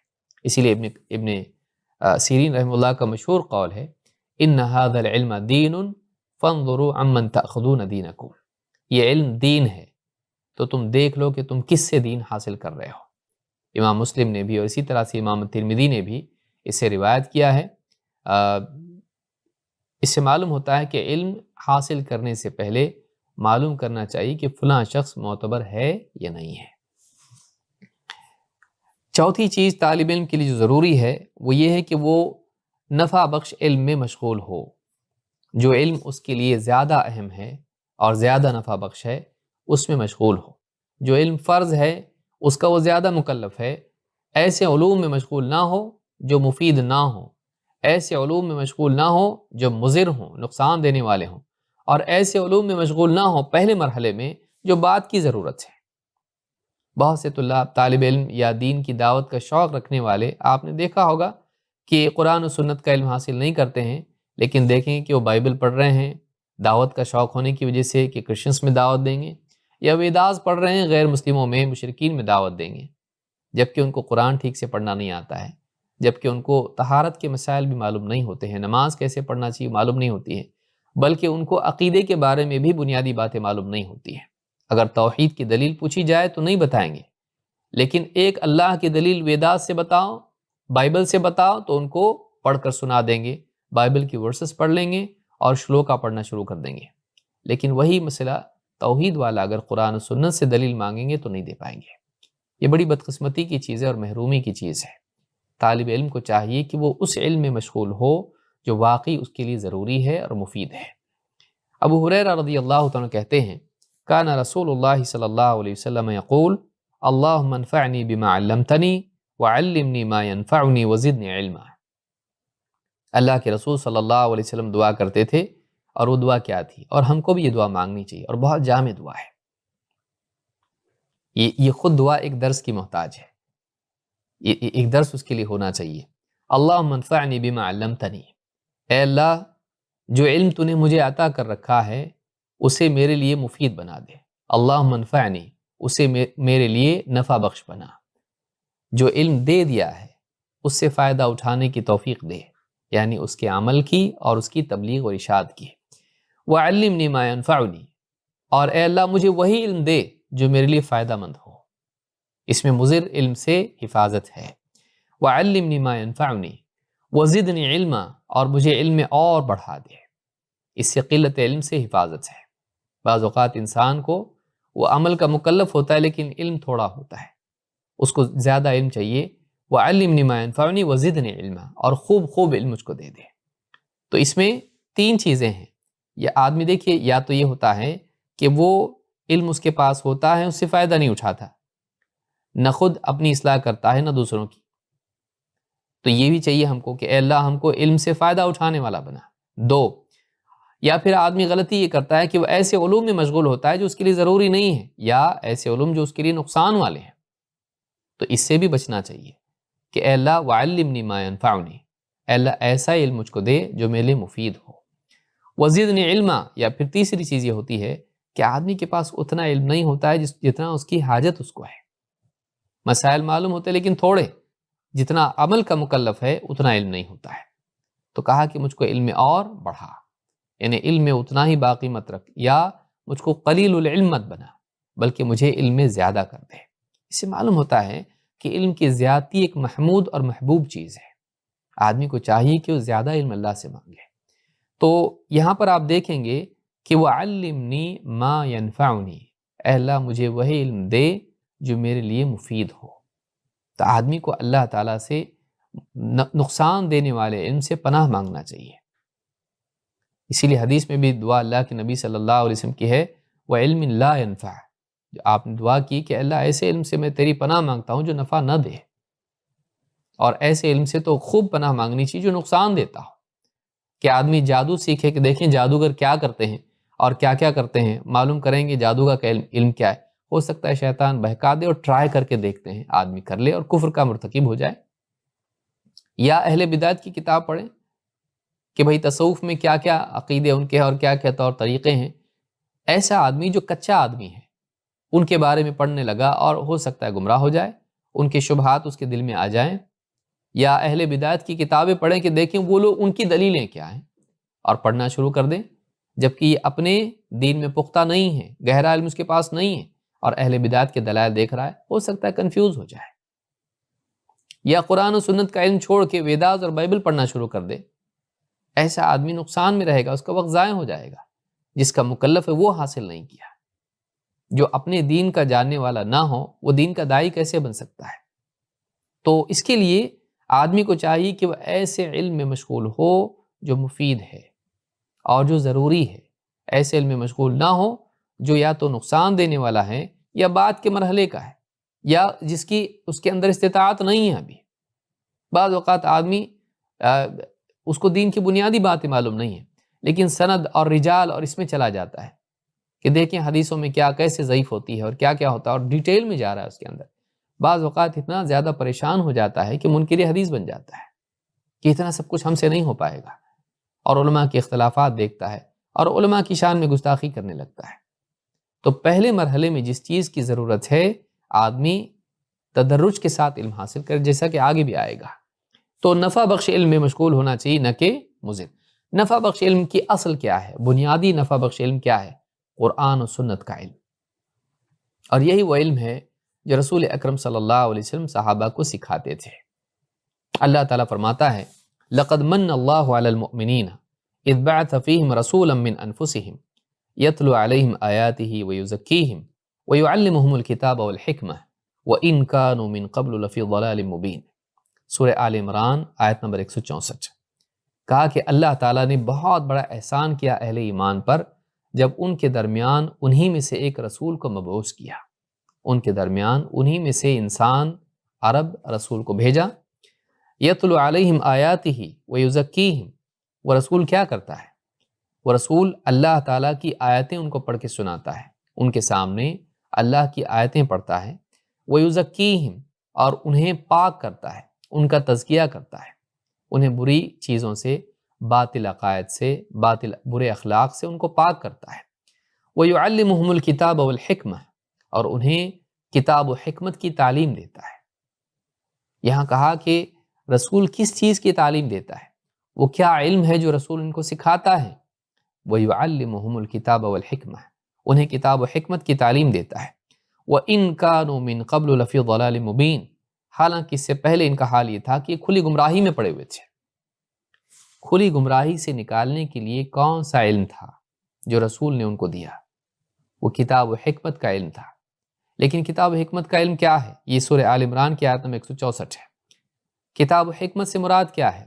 ابن کثیر رحمۃ اللہ علیہ فرماتے ہیں وَيُعَلِّمُهُمُ الْكِتَابَ وَالْحِكْمَةَ یعنی القرآن والسنہ۔ کتاب و حکمت سے مراد کیا ہے؟ قرآن و سنت۔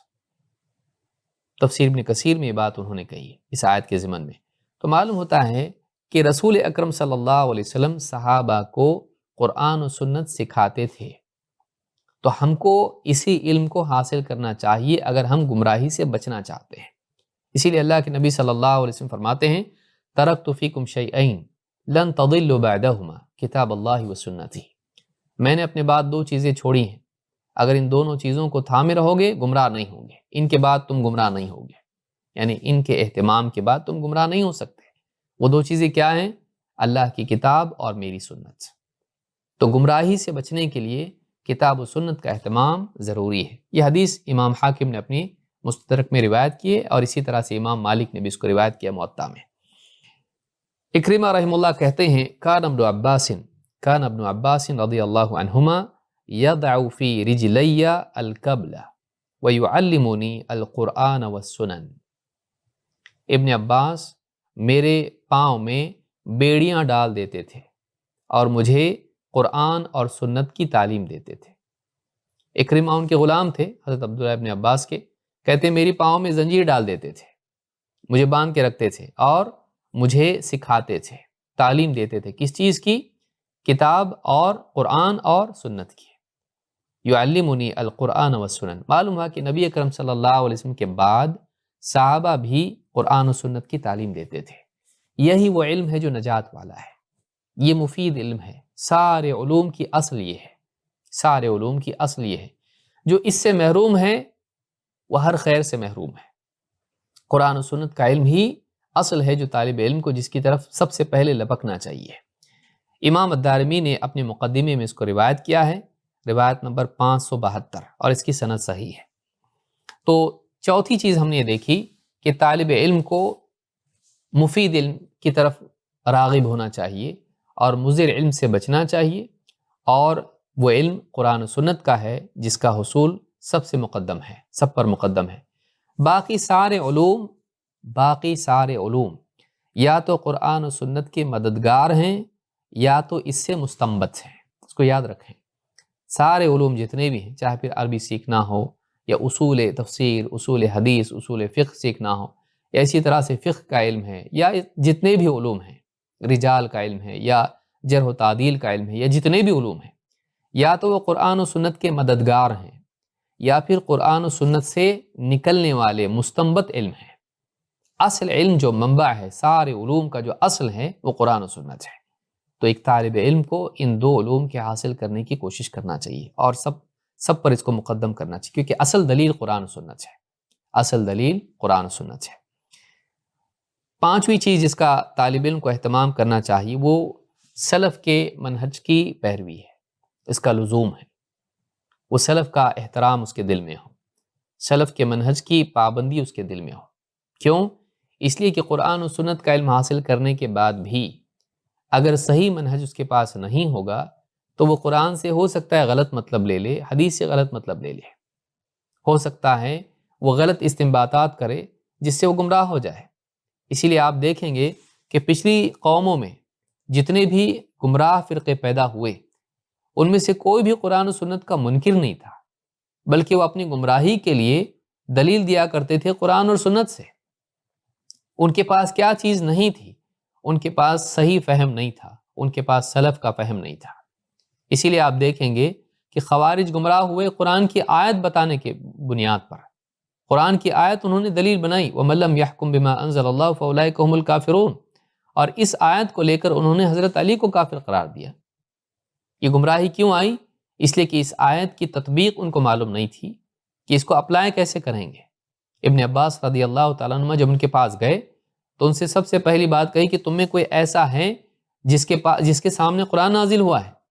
میں ان لوگوں کی طرف سے آیا ہوں جن کے درمیان قرآن نازل ہوا تھا، جیسا کہ آگے بھی آئے گا۔ تو سلف کا منہج اگر نہیں ہوگا تو بہت ممکن ہے طالب علم یہاں وہاں سے پڑھ لیں، قرآن کا ترجمہ حاصل کر لے، کوئی تفسیر بھی پڑھ لیں، اور پھر حدیث کی کوئی کتاب لے لیں اور ترجمے پر اکتفا کر لیں، ورڈ ٹو ورڈ قرآن سیکھ لیں اور حدیث کی کوئی کتاب اس کا ترجمہ حاصل کر لیں، اور پھر اپنے طور پر ان سے معنی اخذ کرنا شروع کر دے۔ اگر اس کے پاس یہ نہیں ہوگا کہ سلف نے اس سے کیا مطلب لیا ہے، اگر یہ نہیں دیکھے گا تو گمراہ ہو سکتا ہے۔ تو طالب علم کے لیے سلف کا منہج اپنانا ضروری ہے۔ اللہ کے نبی صلی اللہ علیہ وسلم فرماتے ہیں مَن یعش منکم بعدی فسیر اختلافا کثیرا، جو شخص تم میں سے میرے بعد جیے گا وہ بہت سا اختلاف دیکھے گا۔ فعلیکم بسنتی وسنت الخلفاء المہدیین الراشدین، تو ضروری ہے، تمہارے لیے ضروری ہے کہ تم میری سنت اور خلفائے راشدین و مہدیین کی سنت کی پیروی کرو۔ مہدیین الراشدین، رشد ہدایت کے، یعنی رشد اور ہدایت دونوں کو یہاں پر جوڑا گیا ہے، مہدیین اور راشدین۔ مہدی ہدایت کے بالمقابل ضلالہ ہوتی ہے اور رشد کے بالمقابل غوایہ ہوتا ہے، کہ ایک آدمی ہدایت یعنی ضلالہ یہ ہے کہ ایک انسان لا علمی میں غلط راستے پر چلا جائے، یہ ضلالہ ہے۔ اسی لیے ضالین کہا گیا نصارہ کو، کیونکہ وہ علم سے محروم تھے اور انہوں نے اپنی رائے سے عقائد اور عبادات ایجاد کی۔ تو ضلالہ کہتے ہیں لا علمی میں غلط چلے جانا، عموماً اسی پر اس کا اطلاق ہوتا ہے۔ غوایہ کہتے ہیں جان بوجھ کر حق کو جانتے ہوئے غلط راستے پر چلنا۔ خلفاء کے بارے میں دونوں چیزیں بیان کی گئیں کہ نہ وہ غوایہ میں مبتلا ہیں نہ ضلالہ میں۔ اس کے بالمقابل کہا گیا کہ وہ ہدایت پر ہیں، یعنی علم کے ساتھ ہیں، صحیح راستے پر، اور وہ راشد ہیں، یعنی وہ غوایہ میں مبتلا نہیں ہیں بلکہ وہ رشد پر ہیں، یعنی وہ ہدایت کو جانتے ہوئے اور نفس سے اوپر اٹھ کر اس کی پیروی کر رہے ہیں۔ آپ دیکھیں رسول اکرم صلی اللہ علیہ وسلم کے بارے میں بھی اللہ تعالیٰ نے دونوں چیزوں کو جمع کیا، ان کی نفی کی. کیا کہا؟ ما ضل صاحبکم وما غوا، ما ضل صاحبکم وما غوا، تمہاری یہ جو ساتھی ہیں، یہ جو صاحب ہیں، یہ نہ گمراہ ہوئے ہیں، لا علمی میں غلط جا رہے ہیں، نہ نفس کی بنیاد پر یہ غلط راستے کو چننے والے ہیں. تو یہ جو چیز ہے، اسی لیے کہا کہ وما ينطق عن الهوى ان هو الا وحی یوحى، انہیں اللہ کی وحی کے تابع ہو کر یہ بولتے ہیں اور اسی پر چلتے ہیں. تو خلفاء کے بارے میں کہا گیا کہ یہ مہدیین ہیں، راشدین ہیں. پھر کہا تمسکوا بها وعضوا علیہا بالنواجذ، تم مضبوطی سے اسے تھامے رہو، یعنی میری سنت کو اور میرے خلفاء راشدین کے طریقے کو. وعضوا علیہا بالنواجذ، بلکہ اپنے ڈاڑوں سے پکڑے رہو مضبوطی سے. وإیاکم ومحدثات الامور، اور خبردار نئی نئی چیزوں سے بچتے رہو. فإن کل محدثۃ بدعہ وکل بدعۃ ضلالہ، اس لیے کہ ہر نئی چیز بدعت ہے اور ہر بدعت گمراہی. دین میں نکالی ہوئی نئی چیزوں سے بچو. آپ دیکھیں اس حدیث میں کئی چیزوں کو جمع کر دیا گیا. نمبر 1، یہاں پر بتایا گیا کہ بعد میں اختلاف ہوگا. اختلاف کے دور میں کیا کرنا ہے؟ اختلاف کے دور میں چاہے وہ دینی اختلاف ہو یا سیاسی اختلاف ہو، اختلاف کے دور میں مسلمان کو نبی اکرم صلی اللہ علیہ وسلم کی سنت اور اس کے ساتھ خلفائے راشدین کی سنت پر جمے رہنا ہے. صرف سنت نہیں کہا آپ نے، بلکہ خلفائے راشدین کو بھی آپ نے جوڑا، آپ نے سلف کو بھی اس میں جوڑا. اور پھر اس کے بعد میں کہا کہ بدعات سے بچو. تو معلوم ہے کہ بعد کے دور میں اختلافات کی وجہ سے اہل بدعات عام ہو جائیں گے، بدعات عام ہو جائیں گی. ایسے دور میں مسلمان کو کیا کرنا ہے؟ اختلاف کے دور میں صرف کتاب و سنت نہیں، بلکہ کتاب و سنت کے ساتھ ساتھ اس کی عملی تطبیق، سلف کا منہج کہ انہوں نے اس کو کیسے اپنایا، سلف کی عقائد کے سلسلے میں سلف کی تفہیم اور اعمال کے سلسلے میں سلف کی تطبیق، اس کو دیکھنا ضروری ہے کہ انہوں نے عقائد کو کیسے سمجھا اور انہوں نے اس پر کیسے عمل کیا، جو احکام اللہ کے ہیں اس پر کیسے عمل کیا. اس سے آدمی عقیدے اور عمل کے اعتبار سے گمراہی سے بچے گا. اس حدیث کو امام احمد، ابو داؤد، ترمذی، ابن ماجہ اور حاکم نے روایت کیا ہے. صحیح الجامع صغیر حدیث نمبر 2549، حدیث صحیح ہے. ایک روایت سے مزید اس بات کی تائید ہوتی ہے.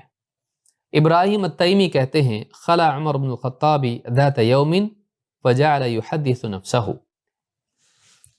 ایک دن عمر بن خطاب رضی اللہ تعالیٰ عنہ تنہا تھے، اکیلے تھے، تو سوچ میں پڑ گئے. فارسل الى ابن عباس فقال كيف تختلف هذه الامه وكتابها واحد ونبيها واحد وقبلتها واحده، کہا کہ ابن عباس کو بلا لائے، کہا کسی کو بھیج کے کہا کہ ابن عباس کو بلاؤ. جب وہ آئے تو کہا کہ یہ امت کیسے اختلاف میں پڑے گی، اس امت میں اختلاف کیسے ہوگا جبکہ اس کی کتاب ایک ہے، اس کا نبی ایک ہے اور اس کا قبلہ ایک ہے، اختلاف کیسے ہوگا؟ قال ابن عباس یا امیر المؤمنین انما انزل علینا القرآن فقرأناہ وعلمنا فیما نزل، کہا کہ اے امیر المؤمنین، ہمارے درمیان قرآن نازل ہوا، ہم نے اس کو پڑھا اور ہم نے اس کو جانا کہ وہ کس معاملے میں نازل ہوا ہے، کون سی آیت کس چیز کے بارے میں اتری، ہم کو معلوم ہے. اور ہمارے سامنے قرآن نازل ہوا ہے تو اس کا شان نزول اور اس کا مقام ہم جانتے ہیں کہ کون سی آیت کہاں رکھی جائے گی، کس مسئلے میں رکھی جائے گی. وَإِنَّهُ يَكُونُ بَعْدَنَا اقوام، لیکن ہمارے بعد کچھ لوگ آئیں گے، يَقْرَؤُونَ الْقُرْآنَ، وہ قرآن پڑھیں گے، وَلَا يَعْرِفُونَ فِيمَا نَزَلَ، لیکن انہیں معلوم نہیں ہوگا کہ کون سی آیت کس مسئلے میں نازل ہوئی ہے، کون سی آیت کس معاملے میں آئی ہے. لِكُلِّ قَوْمٍ فِيهِ رَأْيٌ، اب ہوگا یہ کہ جب وہ جانتے نہیں ہوں گے کہ کون سی آیت کس معاملے میں ہے، ہر ایک کی اپنی ایک رائے ہوگی، ہر ایک کی اپنی ایک رائے ہوگی.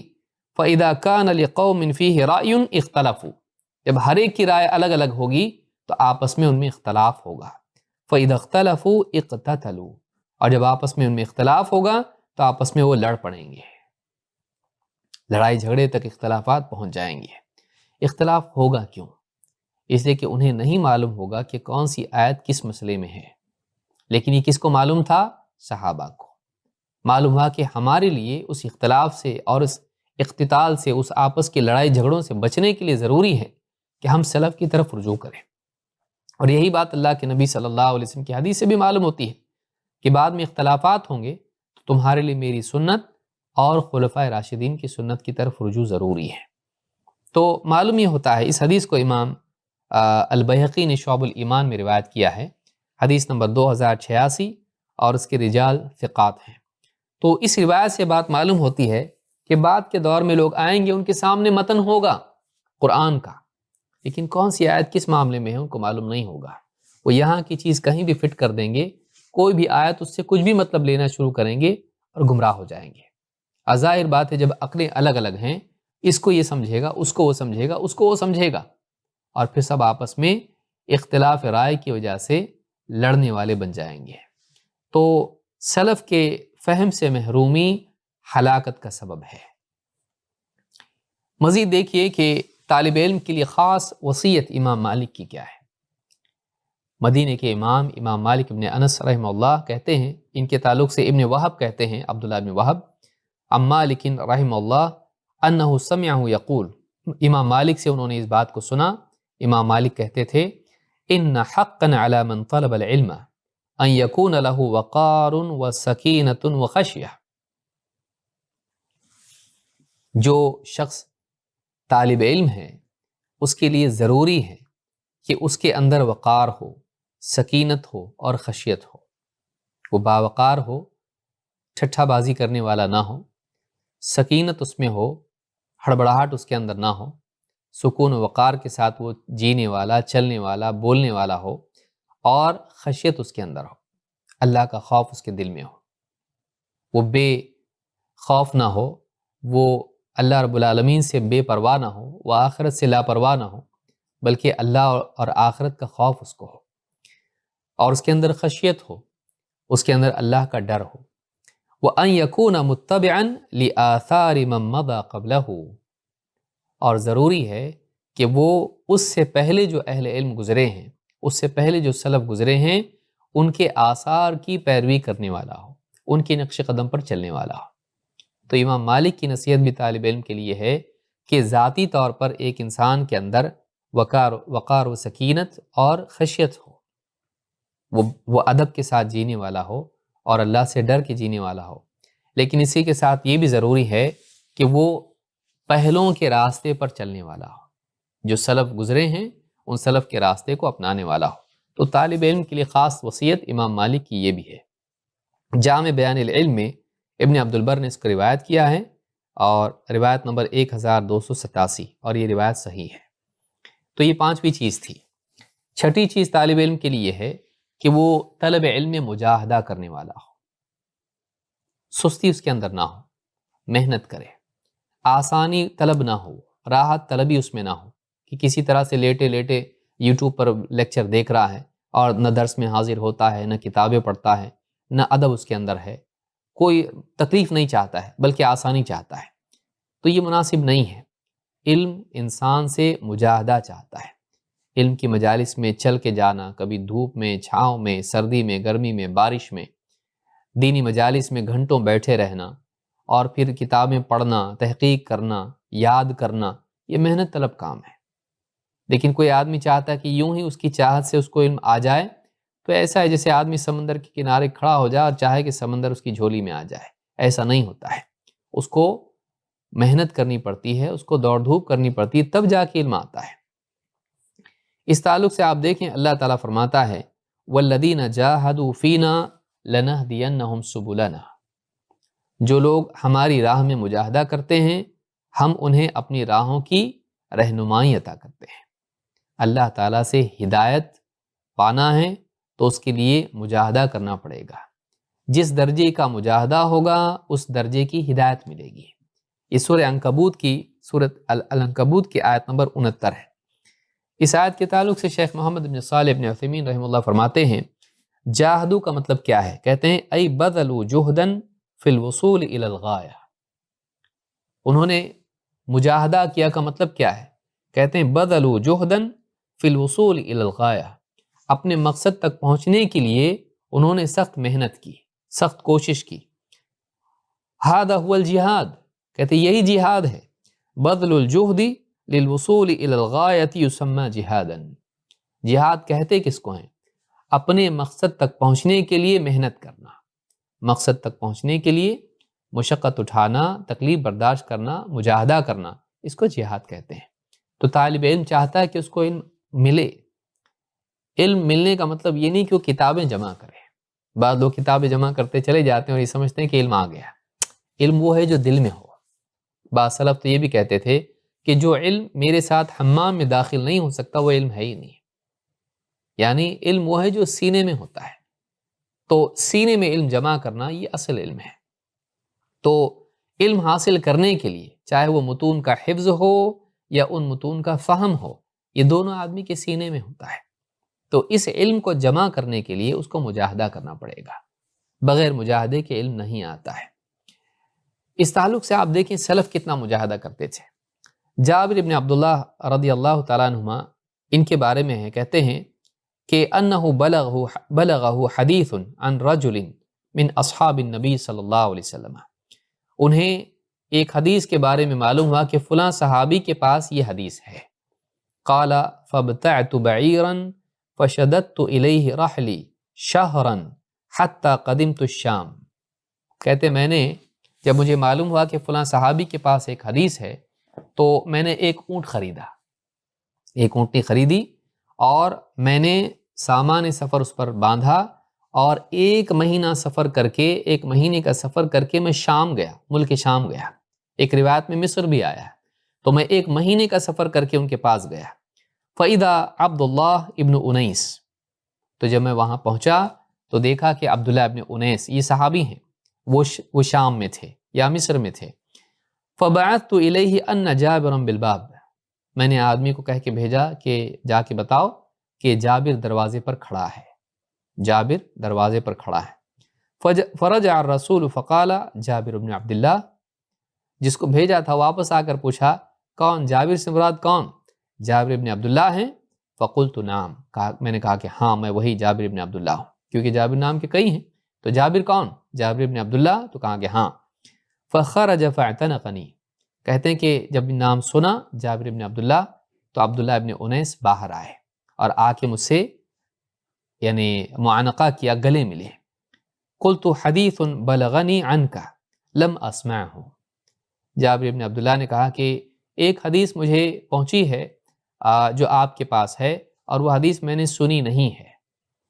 خشیت ان اموت او تموت، مجھے اس بات کا ڈر ہے، مجھے اس بات کا ڈر محسوس ہوا کہ کہیں میری موت نہ ہو جائے یا تمہاری موت نہ ہو جائے، یعنی اس حدیث کے سننے سے پہلے کہیں میں مر نہ جاؤں یا تمہاری موت نہ ہو جائے، اس لیے میں تمہارے پاس آیا ہوں۔ قال سمعت النبی صلی اللہ علیہ وسلم یقول یحشر اللہ العباد او الناس عراتا غرلا بہما، کہا کہ ٹھیک ہے، میں نے جو حدیث سنی تھی اللہ کے نبی صلی اللہ علیہ وسلم سے وہ یہ ہے کیا کہ لوگوں کو حشر میں جمع کیا جائے گا عراتن برہنہ، بغیر لباس کے، غرلن اور بغیر یعنی ختنہ کیے ہوئے، بہمن، بہمن، قلت ما بہمن، جابر بن عبداللہ نے پوچھا یہ بہما کیا ہے؟ قال لیس معہم شیء، کہا ان کے پاس کچھ بھی نہیں ہوگا، روپے پیسے کوئی چیز ان کے پاس نہیں ہوگی۔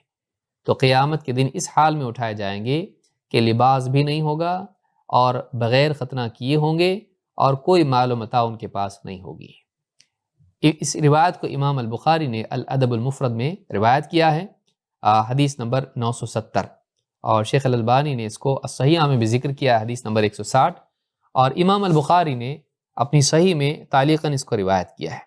تو امام کتاب العلم میں الخروج فی طلب العلم میں امام البخاری نے اس کو بغیر سند کے ذکر کیا اور کہا وَرَحَلَ جابر بن عبد اللہ مسیرۃ شہر الی عبد اللہ ابن انیس فی حدیث واحد، کہ جابر ابن عبداللہ نے ایک مہینے کا سفر کیا عبداللہ ابن انیس کی طرف اور ایک حدیث کے لیے سفر کیا تھا، جیسا کہ اس روایت میں موجود ہے۔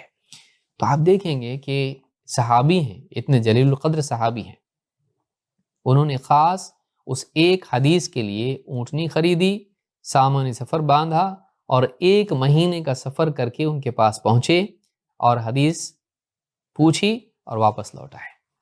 تو یہ جو تڑپ اور طلب ہے علم کی، کتنا بڑا مجاہدہ ہے۔ آج ہم قریب کی مسجد میں بھی درس کے لیے حاضر نہیں ہو پاتے ہیں، تو یہ کون سا طالب علم ہے؟ گھر پہ بیٹھے بیٹھے لائیو سننا چاہتے ہیں، جبکہ چل کے جانا اور حاضر ہونا ممکن ہے۔ تو وہ ساری فضیلت اور وہ ساری خیر ہم کو نہیں نصیب ہوتی ہے۔ اور آپ نے آیت سنی، والذین جاہدوا فینا لنہدینہم سبلنا۔ معلوم ہوا کہ جس قدر انسان دین کی خاطر مجاہدہ کرتا ہے، اللہ تعالیٰ اتنی زیادہ ہدایت اس کو دیتا ہے۔ ہدایت کا ملنا بہت بڑی نعمت ہے۔ اور آپ دیکھیں بعض اوقات علم مل جاتا ہے، ہدایت نہیں ملتی ہے۔ ہدایت کے لیے مشقت اور مجاہدہ ضروری ہے۔ وہی ہدایت جس کو ہم سورہ فاتحہ میں ہر رکعت میں مانگتے ہیں، اللہ تعالیٰ وہ ہدایت ہم کو مجاہدے پر دیتا ہے، اس کے لیے کوشش بھی کرنا چاہیے۔ تو یہ ہم نے دیکھا کہ چھٹی چیز یہ ہے کہ طالب علم کو آرام طلب نہیں ہونا چاہیے۔ راتوں کو بیٹھ کے آدمی کتاب پڑھ رہا ہے، متون قرآن کو حفظ کر رہا ہے، یا حدیثوں کو یاد کر رہا ہے، دلائل یاد کر رہا ہے، یا علماء کے اقوال یاد کر رہا ہے، یا کتابوں کے متون یا منظومات ہے جو ان کو یاد کر رہا ہے، علمی کتابیں ان کی۔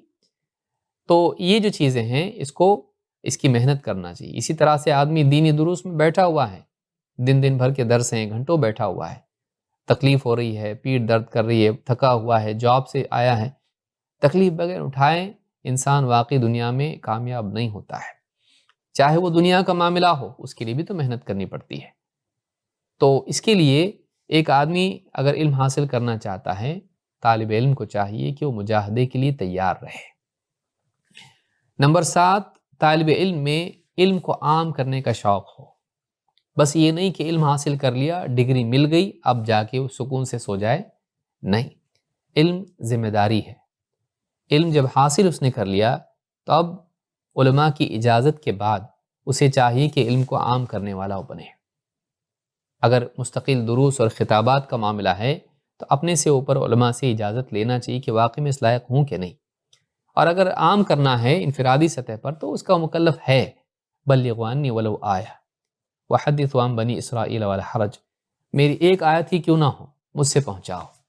یا جیسے آپ نے فرمایا، نضر اللہ امرأ سمع منا حدیثا فحفظه حتى يبلغه غیرہ فرب حامل فقہ الی من هو افقہ منہ ورب حامل فقہ لیس بفقیہ، کہ اللہ تعالیٰ تر و تازہ رکھے اس انسان کو جو ہم سے کوئی حدیث سنے اور اسے جوں کتوں دوسروں تک پہنچا دے، محفوظ رکھے اور پہنچا دے۔ اس لیے کہ بہت سارے فقہ کی بات، حکمت کی بات لے جانے والے خود فقیہ نہیں ہوتے ہیں، اور بہت سارے حکمت کی بات لے جانے والے اس کو ایسے لوگوں تک پہنچا دیتے ہیں جو ان سے زیادہ فقہ رکھتے ہیں۔ اس حدیث سے معلوم ہوتا ہے کہ تبلیغ کے لیے فقیہ ہونا ضروری نہیں ہے۔ اسی لیے آپ نے فرمایا وَرُبَّ حَامِلِ فِقْهٍ لَيْسَ بِفَقِيهٍ، کہ بہت سارے حدیث کے لے جانے والے، فقہ کی بات کے لے جانے والے خود فقیہ نہیں ہوتے ہیں۔ تو تبلیغ کے لیے جوں کا توں پہنچانا، اس کے لیے کسی کا عالم ہونا ضروری نہیں ہے۔ ہاں، اگر ایک انسان دروس کا انعقاد کر رہا ہے اور دعوت کے لیے اسٹیج پر جا کر لوگوں کے سامنے دعوت پیش کر رہا ہے اور سوال جواب کر رہا ہے، توضیح و تشریح کر رہا ہے اسلام کی، قرآن کی، حدیث کی، اس کے لیے ضروری ہے کہ گہرا علم اس کے پاس ہو، اور اس کے لیے ضروری ہے کہ وہ اپنے سے اوپر علماء سے پوچھے بھی کہ میں لائق ہوں کہ نہیں ہوں۔ تو یہ دنیا کے ہر میدان میں ہوتا ہے، تو دین کے میدان میں کیوں نہیں؟ تو دونوں میں فرق یاد رکھنا چاہیے کہ تبلیغ کے لیے ایسا کوئی مسئلہ نہیں ہے، آدمی چھوٹی موٹی بات بھی جان کر تبلیغ کر سکتا ہے، لیکن دعوتی میدان میں ایک آدمی لوگوں کا مرجع بنے، اس کے لیے ضروری ہے کہ وہ گہرائی کے ساتھ علم حاصل کرے اور علماء کی اجازت کے بعد اس میدان میں اترے۔ دونوں میں فرق یاد رکھنا ضروری ہے۔ سلیم ابن عامر رحمہ اللہ فرماتے ہیں، کننا نجلس الی ابی امامۃ الباہلی، ہم اللہ کے نبی صلی اللہ علیہ وسلم کے صحابی ابو امامہ الباہلی کے ساتھ بیٹھتے تھے، یعنی دین کا علم ان کے ساتھ بیٹھ کے حاصل کرتے تھے۔ فیحدثنا حدیثا کثیرا عن رسول اللہ صلی اللہ علیہ وسلم، تو وہ ہمیں اللہ کے رسول صلی اللہ علیہ وسلم کی بہت ساری حدیثیں بیان کرتے تھے۔ فَإِذَا سَكَتَ قَالَ أَعْقَلْتُمْ، جب وہ اپنی حدیثیں بیان کر کے رک جاتے، خاموش ہو جاتے، سلسلہ منقطع کر لیتے، تب ہم سے پوچھتے، سمجھ میں آیا؟ أَعْقَلْتُمْ، کیا تم اس کو یاد رکھ لیا؟ کیا تم اس کو سمجھ رہے ہو؟ أَبْلِغُوا عَنَّا كَمَا أُبْلِغْتُمْ، جیسے تم تک بات پہنچی ہے اب ہماری طرف سے تم اس کو دوسروں تک بھی پہنچاؤ۔ جیسے تم تک پہنچایا گیا ہم نے تم تک پہنچا دیا، اب تم دوسروں تک پہنچاؤ۔ تو اس حدیث کو امام الطبرانی نے مسند الشامیین میں ذکر کیا ہے، اور حدیث نمبر 953، اور سند اس کی صحیح ہے۔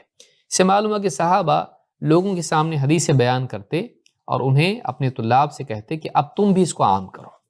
یہی مزاج ایک طالب علم کا ہونا چاہیے، وہ علماء سے علم کو لے اور اپنے پاس چھپا کے نہ رکھے، بلکہ اس کو لوگوں میں عام کرے۔ علم اسی لیے ہے کہ اس کو عام کیا جائے، تو علماء سے لیے ہوئے علم کو لوگوں میں عام کرنا چاہیے۔ اسی طرح سے آپ دیکھیں ابن القاسم رحمہ اللہ کہتے ہیں کُنَّا اِذَا وَدَّعْنَا مَالِكًا يَقُولُ لَنَا، جب ہم امام مالک سے الوداعی طور پر الگ ہوتے، جدا ہوتے، چاہے وہ سفر میں جاتے یا ہم سفر میں جاتے، تو یقول لنا، امام مالک ہم کو وداع کرتے وقت کہتے اتقوا اللہ وانشروا هذا العلم وعلموه ولا تکتموه۔ امام مالک نصیحت کرتے ہوئے کیا کہتے؟ اتقوا اللہ۔ یہ بنیادی نصیحت ہے جو طالب علم کو دی جاتی ہے، اور ہر انسان اس کا محتاج ہے۔ کیا؟ اللہ سے ڈرو۔ اللہ کا خوف اگر نہ ہو تو سب نقصان والی چیز ہوگی۔ آدمی اللہ سے ڈرنے والا اگر نہیں ہوگا تو دین کے بارے میں محتاط نہیں ہوگا، کچھ بھی فتوے دے گا، لوگوں کو گمراہ بھی کر سکتا ہے، حلال کو حرام، حرام کو حلال کر سکتا ہے، حق کو باطل، باطل کو حق قرار دے سکتا ہے۔ اتقوا اللہ، اللہ سے ڈرو۔ وانشروا هذا العلم، اور اس علم کو لوگوں میں نشر کرو، لوگوں میں عام کرو، پھیلاؤ۔ وعلموه ولا تکتموه، لوگوں کو سکھاؤ، اس علم کو چھپاؤ مت، لوگوں کو سکھاؤ، اس علم کو چھپاؤ مت۔ امام مالک اپنے طلباء سے یہ کہتے تھے۔ جامع بیان العلم میں یہ روایت ابن عبد البر نے اس کو ذکر کیا ہے، اور روایت نمبر 781۔ تو اس سے معلوم ہوتا ہے کہ سلف علم کو عام کرنے کی تلقین کرتے تھے۔ لیکن یہاں ایک نقطہ یہ بھی یاد رکھنا ضروری ہے کہ ہر علم ہر آدمی کے لیے نہیں ہوتا ہے، اس لیے کہ علم میں مراتب ہوتے ہیں، کچھ باتیں گہری ہوتی ہیں، باریک ہوتی ہیں، سمجھنے میں دشوار ہوتی ہیں، اور اگر آدمی وقت سے پہلے ان باتوں میں پڑ جائے تو ایسا آدمی وحشت کا شکار ہو سکتا ہے، بلکہ گمراہ بھی ہو سکتا ہے اور ان کا منکر ہو سکتا ہے۔ اس لیے کہ انسان جس چیز کو نہیں سمجھ پاتا ہے اس کا دشمن بن جاتا ہے، اس کا انکار کر دیتا ہے۔ علی رضی اللہ تعالیٰ کہتے ہیں حدث الناس بما یعرفون، لوگوں کے سامنے وہی باتیں بیان کرو جنہیں وہ سمجھ سکیں، لوگوں کے سامنے وہی باتیں بیان کرو جو ان کی سمجھ میں آئیں۔ اتحبون ان یکذب اللہ ورسولہ، کیا تم اس بات کو پسند کرتے ہو کہ اللہ اور اس کے رسول کو جھٹلایا جائے؟ امام البخاری نے کتاب العلم میں اس کو روایت کیا ہے، حدیث نمبر 127۔ یعنی لوگوں کے سامنے ایسی باتیں بیان کرو جس کو وہ ہضم کر سکیں، جن کو وہ سمجھ سکیں۔ اگر تم ان کے سمجھ سے، ان کے فہم سے اوپر کی باتیں ان کے سامنے بیان کرو گے، بہت ممکن ہے وہ اس کو سمجھ عقل میں نہیں آ رہی اس سے انکار کر دیں گے۔ تو لوگوں کے سامنے ایسی ہی باتیں بیان کرنا چاہیے جو ان کی عقل کی، فہم کی مستوا کے اعتبار سے مناسب ہوں۔ اسی طرح سے عبداللہ ابن مسعود رضی اللہ عنہ کہتے ہیں ما انت بمحدث قوما حدیثا لا تبلغه عقولهم الا كان لبعضهم فتنہ، جب بھی تم کوئی ایسی بات لوگوں کے سامنے بیان کرو گے جہاں تک ان کی عقل کی رسائی نہ ہو، ان کی عقل وہاں تک پہنچتی نہیں ہے، ان کی عقل سے اوپر کی باتیں ان کو اگر بتاؤ گے الا كان لبعضهم فتنہ، تو وہ باتیں ان کے لیے، ان میں سے بعض کے لیے فتنہ بن جائیں گی، ان کو کنفیوژن میں اور گمراہی میں ڈال دیں گی۔ بعض اوقات بات صحیح ہوتی ہے لیکن سننے والا اس کے سمجھنے کے لائق نہیں ہوتا ہے، ابھی اس کی کیپیسٹی اتنی نہیں ہوتی، استعداد اتنی نہیں ہوتی ہے۔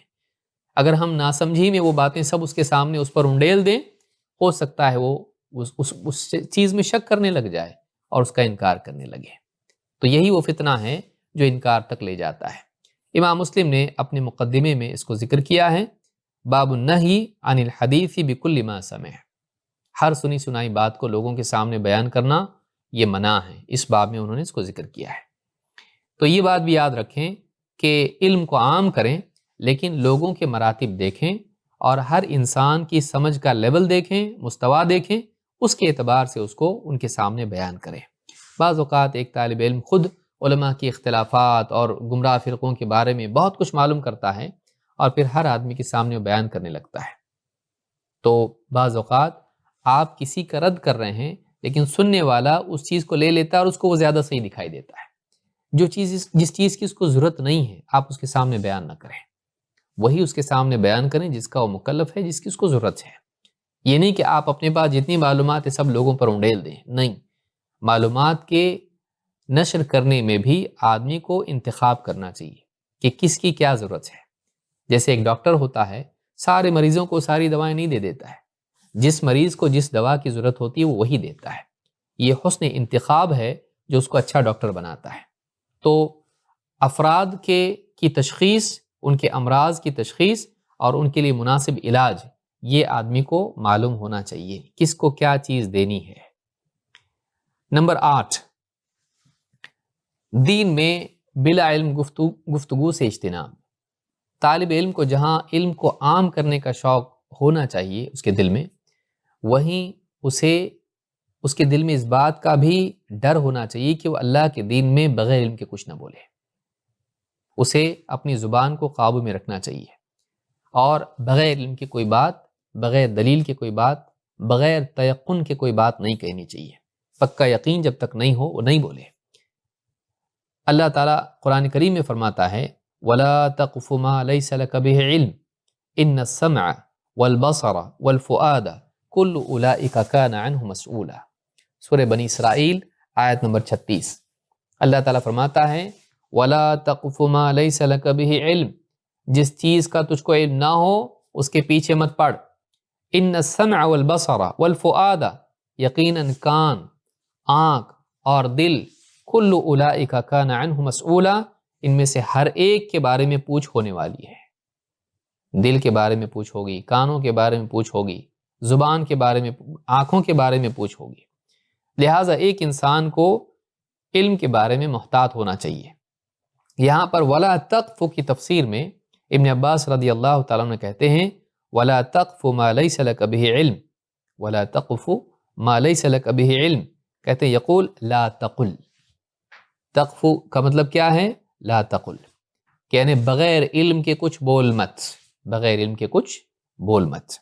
امام ابن جریر الطبری نے اپنی تفسیر میں اس کو روایت کیا ہے اور اس کی سند صحیح ہے، یعنی بغیر علم کے کچھ بولنا نہیں چاہیے، اس لیے قیامت کے دن انسان پکڑا جائے گا اگر بغیر علم کے اس نے کہا ہو۔ آپ خود نبی اکرم صلی اللہ علیہ وسلم کو دیکھیں، جبیر ابن مطعم کہتے ہیں، یہ صحابی ہیں، ان رجلا قال یا رسول اللہ ای البلدان احب الی اللہ، ایک آدمی نے اللہ کے نبی صلی اللہ علیہ وسلم سے پوچھا، اے اللہ کے رسول، ساری جگہوں میں کون سی جگہیں اللہ کو سب سے زیادہ پسند ہیں؟ قال لا ادری حتی اسأل جبریل، اللہ کے رسول صلی اللہ علیہ وسلم نے فرمایا مجھے نہیں معلوم، میں جب تک کہ جبریل سے پوچھ نہیں لیتا بتا نہیں سکتا۔ فأتاه فأخبره جبریل انه احب البقاع الی اللہ المساجد، بس جبریل آئے اور آپ نے ان سے پوچھا تو انہوں نے بتایا کہ اللہ کو سب سے زیادہ جو جگہ پسند ہیں وہ مسجدیں ہیں۔ وأبغض البقاع الی اللہ الاسواق، وأبغض البقاع الی اللہ الاسواق، اور اللہ کے نزدیک سب سے زیادہ ناپسندیدہ مبغوض جگہیں اگر ہیں تو وہ اسواق ہیں، یعنی بازار۔ اس حدیث کو امام احمد اور ابو یعلا نے اور حاکم نے روایت کیا ہے، اور صحیح ترغیب حدیث نمبر 325 پر شیخ الالبانی کہتے ہیں کہ حدیث حسن صحیح ہے۔ آپ غور کریں، اللہ کے نبی صلی اللہ علیہ وسلم اتنا اونچا مقام ہونے کے باوجود جب آپ سے ایک ایسی بات پوچھی گئی جو آپ کو معلوم نہیں تھی تو آپ نے کہا مجھے نہیں معلوم۔ ایک طالب علم کو میں نہیں جانتا بولنے سے شرمانا نہیں چاہیے۔ واقعی یہ ہمت کے کاموں میں سے ہے کہ ایک انسان مشہور بھی ہو اور جب اس سے پوچھا جائے، علم کے لیے مشہور ہو اور اس سے پوچھا جائے تو وہ کہے میں نہیں جانتا۔ بغیر ہمت کے، حوصلے کے آدمی یہ نہیں کر سکتا ہے۔ امام مالک رحمۃ اللہ علیہ کا معاملہ آپ دیکھیے، عبد الرحمن ابن مہدی کہتے ہیں سأل رجل من اہل المغرب مالک ابن انس عن مسألۃ فقال لا ادری، اہل مغرب میں سے ایک آدمی امام مالک کے پاس آیا اور ایک مسئلہ اس نے پوچھا، امام مالک نے جواب دیا لا ادری، میں نہیں جانتا۔ فقال یا ابا عبداللہ تقول لا ادری، کہا اے ابو عبداللہ آپ کہتے ہیں کہ مجھے نہیں معلوم، یعنی آپ اتنے بڑے عالم ہیں، اتنا علم آپ کے پاس ہے، مدینہ کے امام آپ ہیں، اور آپ جیسا آدمی کہہ رہا ہے کہ مجھے نہیں معلوم؟ فقال نعم، امام مالک نے کہا ہاں، قال نعم فبلغ من وراءک انی لا ادری، اور جا کے جن لوگوں نے تم کو بھیجا ہے نا ان کو بھی جا کے سنا دو کہ میں نے کہہ دیا کہ مجھے نہیں معلوم، ان کو جا کے بھی سنا دو کہ میں نے کہہ دیا ہے کہ مجھے نہیں معلوم۔ یعنی یہ جو حوصلہ ہے یہ اللہ کے تقوی کا نتیجہ ہوتا ہے۔ جب آدمی اللہ سے ڈرنے والا ہوتا ہے تو بغیر علم کے وہ دین میں نہیں بولتا ہے، اور اس کے اندر اتنا حوصلہ پیدا ہو جاتا ہے کہ وہ کہے میں نہیں جانتا۔ الفقیہ والمتفقہ میں خطیب البغدادی نے اس کو روایت کیا ہے، اور روایت نمبر 1121 پر یہ موجود ہے، اس کی سند صحیح ہے۔ نمبر 9، طالب علم کو علم کے ساتھ ساتھ عبادت اور عمل کا بھی اہتمام کرنا چاہیے۔ بعض اوقات طالب علم علم ہی کو اصل عبادت سمجھ لیتا ہے اور علم ہی کو مقصود سمجھ لیتا ہے۔ علم حاصل کر کے وہ سمجھ لیتا ہے کہ میں دیندار ہو گیا۔ جب تک کہ علم پر عمل نہ کیا جائے آدمی دیندار نہیں ہوتا ہے، اور علم بھی فی ذاتی ہی مقصود نہیں ہے۔ علم کے تقاضے ہیں جن کو پورا کرنا ضروری ہے، چاہے وہ عقائد کا معاملہ ہو، چاہے وہ یعنی عبادات کا معاملہ ہو، چاہے اخلاق کا معاملہ ہو۔ علم کا تقاضا یہ ہے کہ آدمی اس کے مطابق اعتقاد رکھے، اس کے مطابق بولے، اس کے مطابق عمل کرے۔ صرف جاننا نجات نہیں دلائے گا، بلکہ جاننا قیامت کے دن حجت بن جائے گا اس کے خلاف اگر اس نے عمل نہیں کیا ہے۔ لہٰذا طالب علم کو علم حاصل کرنے کے ساتھ ساتھ عمل بھی کرنا چاہیے۔ اللہ تعالیٰ قرآن کریم میں فرماتا ہے أَتَأْمُرُونَ النَّاسَ بِالْبِرِّ وَتَنْسَوْنَ أَنفُسَكُمْ وَأَنْتُمْ تَتْلُونَ الْكِتَابَ أَفَلَا تَعْقِلُونَ، یہ کیا حال ہے کہ تم لوگوں کو بھلائی کا حکم دیتے ہو اور خود اپنے آپ کو بھول جاتے ہو، جبکہ تم اللہ کی کتاب پڑھتے ہو، کیا تم کو عقل نہیں ہے؟ معلوم یہ ہوا کہ جو انسان اللہ کی کتاب کا علم رکھتا ہو، لوگوں کو بھلائی کی تلقین کرتا ہو لیکن خود بھلائی پر عمل نہیں کرتا ہو، ایسا آدمی عالم تو کیا عقل والا بھی نہیں ہے۔ ایسا آدمی عقل والا نہیں ہے۔ وہ آدمی کیسے عقل والا ہو سکتا ہے جو سب لوگوں کو بچانے کی کوشش کرے اور خود ہلاک ہو، اپنے آپ کو ہلاکت میں ڈالے، سارے لوگوں کو جنت کی طرف دوڑنے کے لیے کہے اور خود جہنم کی طرف دوڑ رہا ہو؟ ایسا آدمی عقل مند نہیں ہو سکتا ہے۔ معلوم یہ ہوا کہ کتاب پڑھنے والا عمل کرنے والا ہونا چاہیے، اپنے آپ کو نہیں بھولنا چاہیے۔ لوگوں کی فکر اور اپنے آپ سے بے پرواہی یہ سچا داعی نہیں ہے، یہ عالم نہیں ہے، یہ علم والا نہیں، یہ طالب علم نہیں ہے۔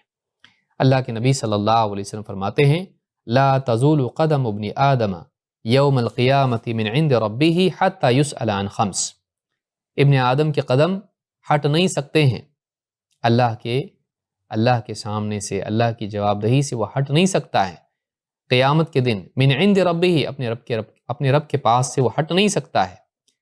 حتی یسأل عن خمس، جب تک کہ 5 سوالات اس سے نہ کر لیے جائیں، 5 چیزوں کے بارے میں اسے جب تک پوچھ نہ لیا جائے۔ عن عمرہ فیما افنا، عمر کے بارے میں اس سے پوچھا جائے کہ اپنی عمر کو کس کام میں کھپایا۔ وعن شبابہ فیما ابلا، اپنی جوانی کی قوتوں کو کن چیزوں میں صرف کیا۔ ومالہ من این اکتسبہ وفیما انفقہ، اور مال کہاں سے کمایا، کن چیزوں میں خرچ کیا۔ وماذا عمل فیما علم، اور جو کچھ جانتا تھا اس پر کتنا عمل کیا۔ امام الترمذی نے اس کو روایت کیا ہے، صحیح الجامع صغیر حدیث نمبر 7299، حدیث حسن ہے۔ اس سے معلوم ہوتا ہے کہ قیامت کے دن 5 سوالات میں سے ایک سوال یہ بھی ہوگا وَمَاذَا عَمِلَ فِي مَا عَلِمَ، کہ جو کچھ تو جانتا تھا اس پر کتنا عمل کیا۔ اس کا جواب ہم سب کو دینا ہے، لہٰذا طالب علم کو بھی اس جواب کی تیاری کرنی چاہیے عمل کے ذریعے سے، کہ وہ جو جانتا ہے اس کے مطابق وہ عمل کرے۔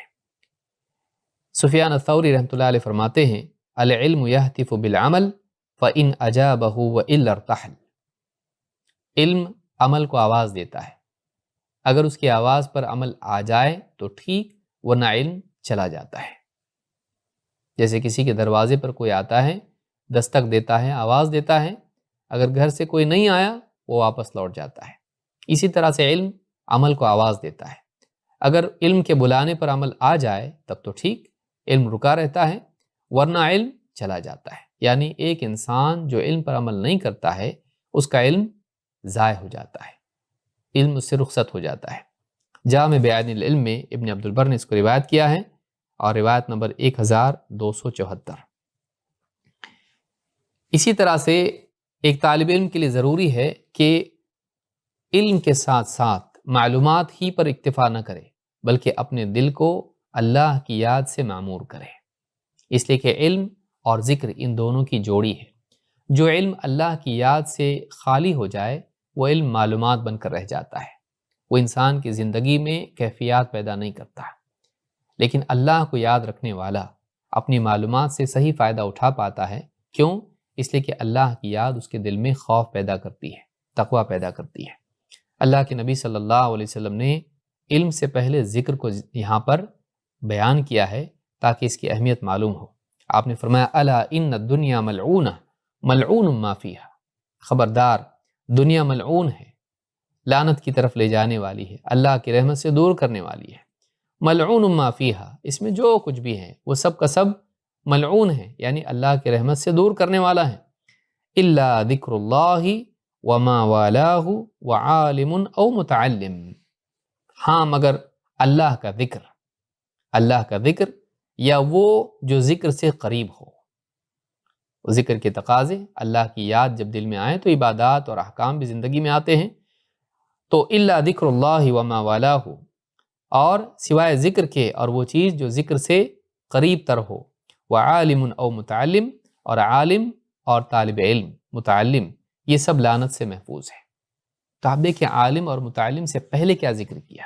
اللہ کی یاد، اور وہ جو اللہ کی یاد سے جڑی ہوئی چیز ہو، اللہ کی یاد سے جوڑنے والی چیز ہو، یا اس کے تقاضے ہوں، اللہ کی یاد کے نتائج ہوں، تو یہ لعنت سے بچے ہوئے ہیں۔ تو معلوم ہوا کہ علم کے ساتھ ساتھ دل میں اللہ کی یاد بھی ہونی چاہیے۔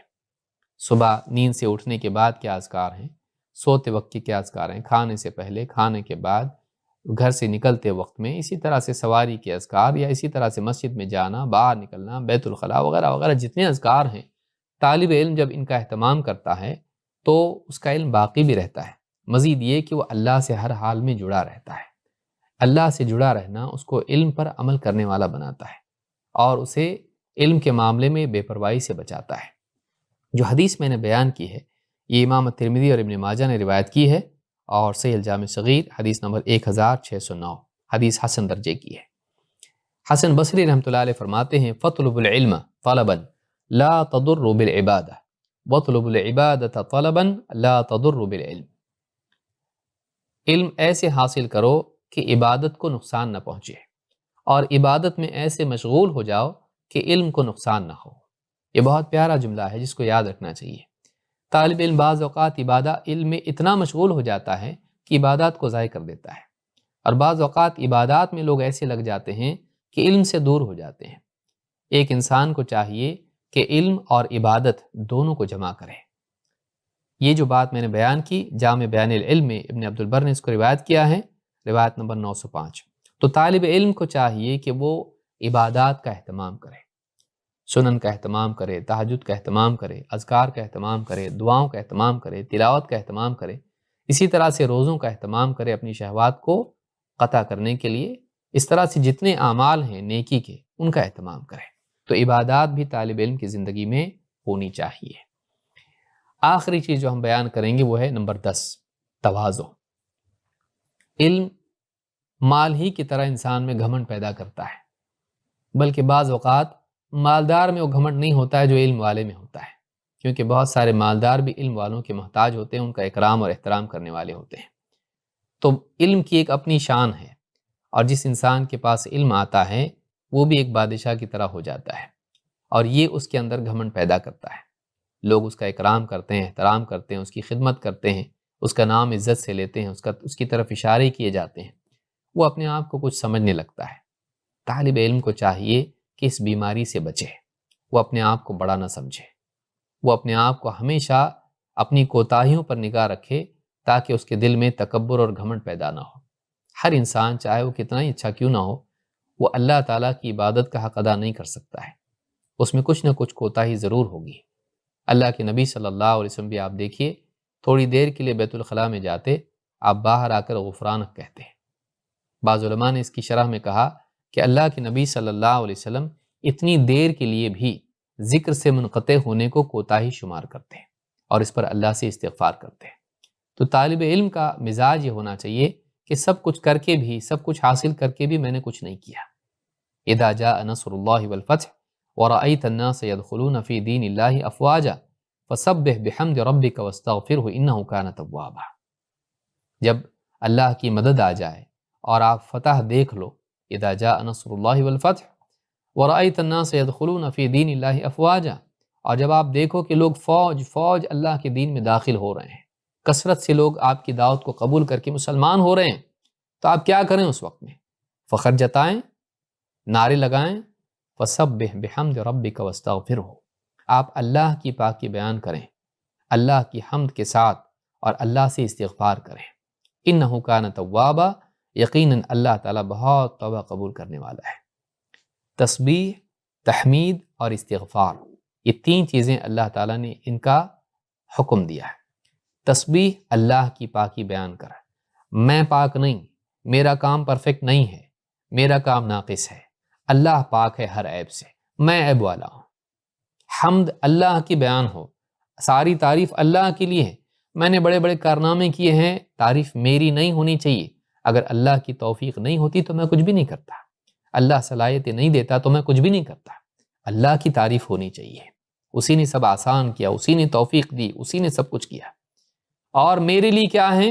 واستغفرہ، میرے لیے استغفار ہے کہ ٹھیک ہے میں نے کیا، اللہ کی توفیق سے کیا، اگرچہ اللہ کا شکر اور حمد بھی ہے، لیکن ساتھ ہی استغفار ہے کہ اللہ جیسا کرنا چاہیے تھا میں نے نہیں کیا۔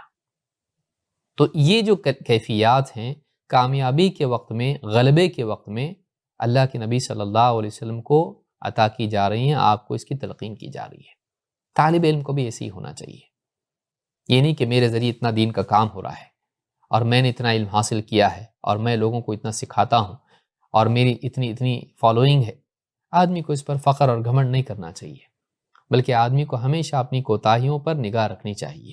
طالب علم میں تواضع ہونی چاہیے۔ اگر تواضع نہیں ہو بلکہ تکبر ہو تو علم سے حجاب ہو جاتا ہے۔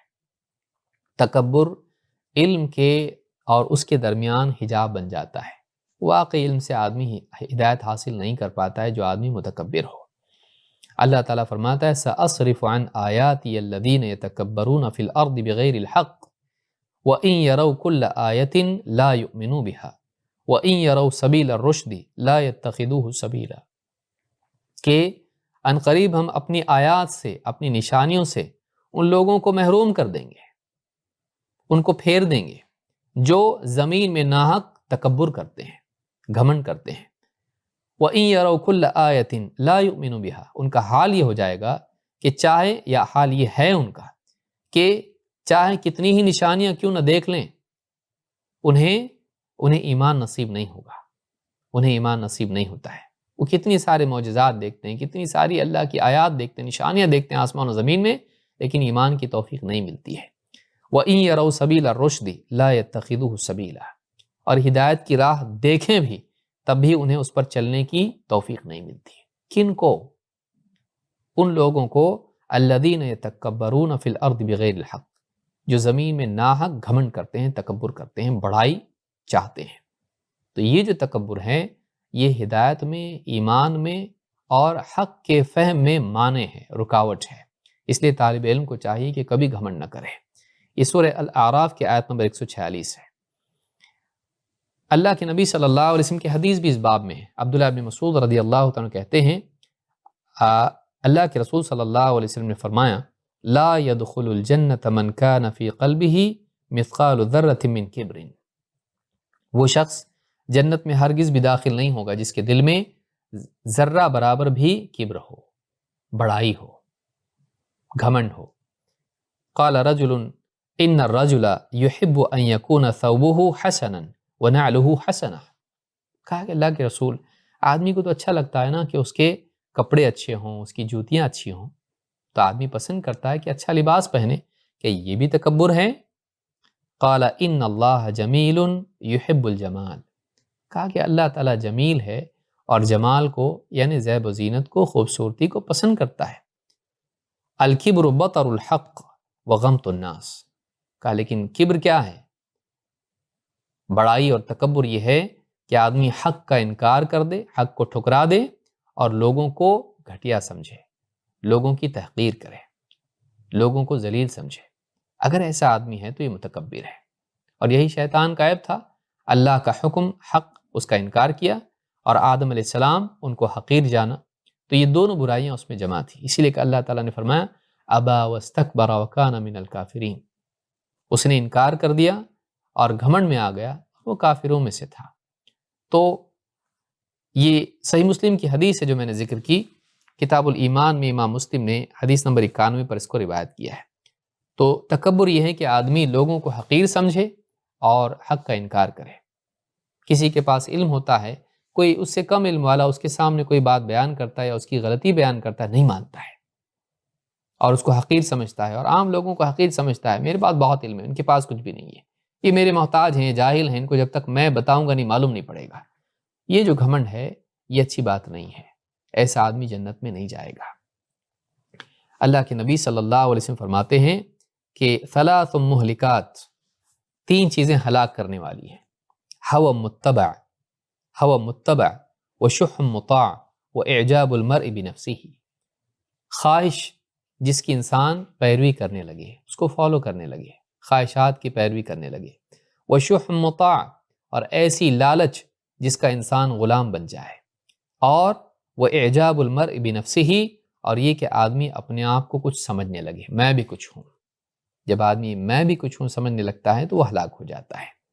اس حدیث کو امام الطبرانی نے الاوسط میں روایت کیا ہے، اور صحیح الجامع الصغیر حدیث نمبر 3039 حدیث حسن درجے کی ہے۔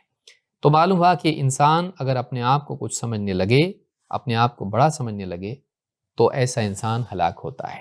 اللہ کے نبی صلی اللہ علیہ وسلم نے تواضع میں نجات بتائی ہے، اپنے آپ کو چھوٹا سمجھنا، اپنے آپ کو کمتر سمجھنا، سارا کچھ پا کر بھی یہ سمجھنا کہ واقعی میں لائق نہیں تھا، یہ اللہ کا فضل و کرم ہے، اس کا احسان ہے کہ اللہ نے یہ توفیق دی۔ تو اللہ کے رسول صلی اللہ علیہ وسلم فرماتے ہیں وَمَا تَوَاضَ أَحَدٌ لِلَّهِ إِلَّا رَفَعَهُ اللَّهُ، جو بھی بندہ اللہ کی خاطر تواضع اختیار کرتا ہے، اللہ تعالیٰ اسے اونچا ہی کرتا ہے۔ جو انسان چھوٹا بنتا ہے اللہ کی خاطر، دکھاوے کے لیے نہیں، جھوٹی تواضع نہیں، بلکہ واقعی اپنے دل میں انسان اپنے آپ کو چھوٹا سمجھتا ہے، اپنے عیوب پر نگاہ رکھتا ہے اور اپنی کوتاہیوں پر نگاہ رکھتا ہے، ایسا انسان جو اپنے آپ کو دوسروں کے مقابلے میں چھوٹا سمجھتا ہے، الا رفعہ اللہ، اللہ تعالیٰ اس کو اونچا اٹھاتا ہے، اللہ اس کو رفعت نصیب کرتا ہے، بلندی اور اونچائی دیتا ہے۔ لہٰذا اور دنیا میں بھی ہم دیکھتے ہیں جو آدمی گھمنڈی ہوتا ہے لوگ اس سے نفرت کرتے ہیں، جو تواضع والا ہوتا ہے لوگ اس سے محبت کرتے ہیں۔ کیوں؟ اللہ لوگوں کے دلوں میں اس کی محبت ڈالتا ہے۔ جو اللہ جس سے محبت کرتا ہے لوگوں کو بھی اس سے محبت کی توفیق دیتا ہے۔ تو اس حدیث کو امام مسلم نے روایت کیا ہے، حدیث نمبر 2588۔ تو یہ کل ملا کے 10 صفات تھیں جو ایک طالب علم کو یاد رکھنی چاہیے، اور اس کے علاوہ بہت ساری چیزیں اور بھی ہیں، لیکن یہ 10 باتیں اگر اس کا اہتمام ہم کریں بنیادی باتیں سمجھ کر، اور ان کا اہتمام کرتے ہوئے ہم آگے بڑھیں، باقی چیزیں بھی ہمارے لیے آسان ہو سکتی ہیں، اور یہ بہت مہم چیزیں ہیں، بہت اہم چیزیں ہیں۔ تو اللہ رب العالمین سے دعا ہے کہ ہم سب کو واقعی اچھا طالب علم بننے کی توفیق دے، نفع بخش علم حاصل کرنے والا بنائیں، اہل علم سے جڑے رہنے والا بنائیں، اور دین کے لیے مجاہدہ کرنے والا، اخلاص کے ساتھ مجاہدہ کرنے والا بنائیں، دین کے علم کو نشر کرنے والا اور اپنے اوپر گھمنڈ نہیں کرنے والا، ناز نہیں کرنے والا، بلکہ تواضع کے ساتھ علم حاصل کرنے والا، علم کو پہنچانے والا بنائیں۔ اور اسی طرح سے علم کے لیے جن صفات کی ضرورت ہے، جس میں سے ایک مداومت بھی ہے جو کہ اس درس میں ذکر نہیں ہوئی، کہ پابندی سے آدمی اس پر لگا رہے اور اس کو چھوڑے نہیں، تو ان لوگوں میں سے ہم کو اللہ تعالیٰ بنائیں اور ہماری کوششوں کو قبول فرمائیں اور ہمیں گمراہی سے محفوظ رکھیں۔ اقول ھذا واستغفر اللہ لی ولکم۔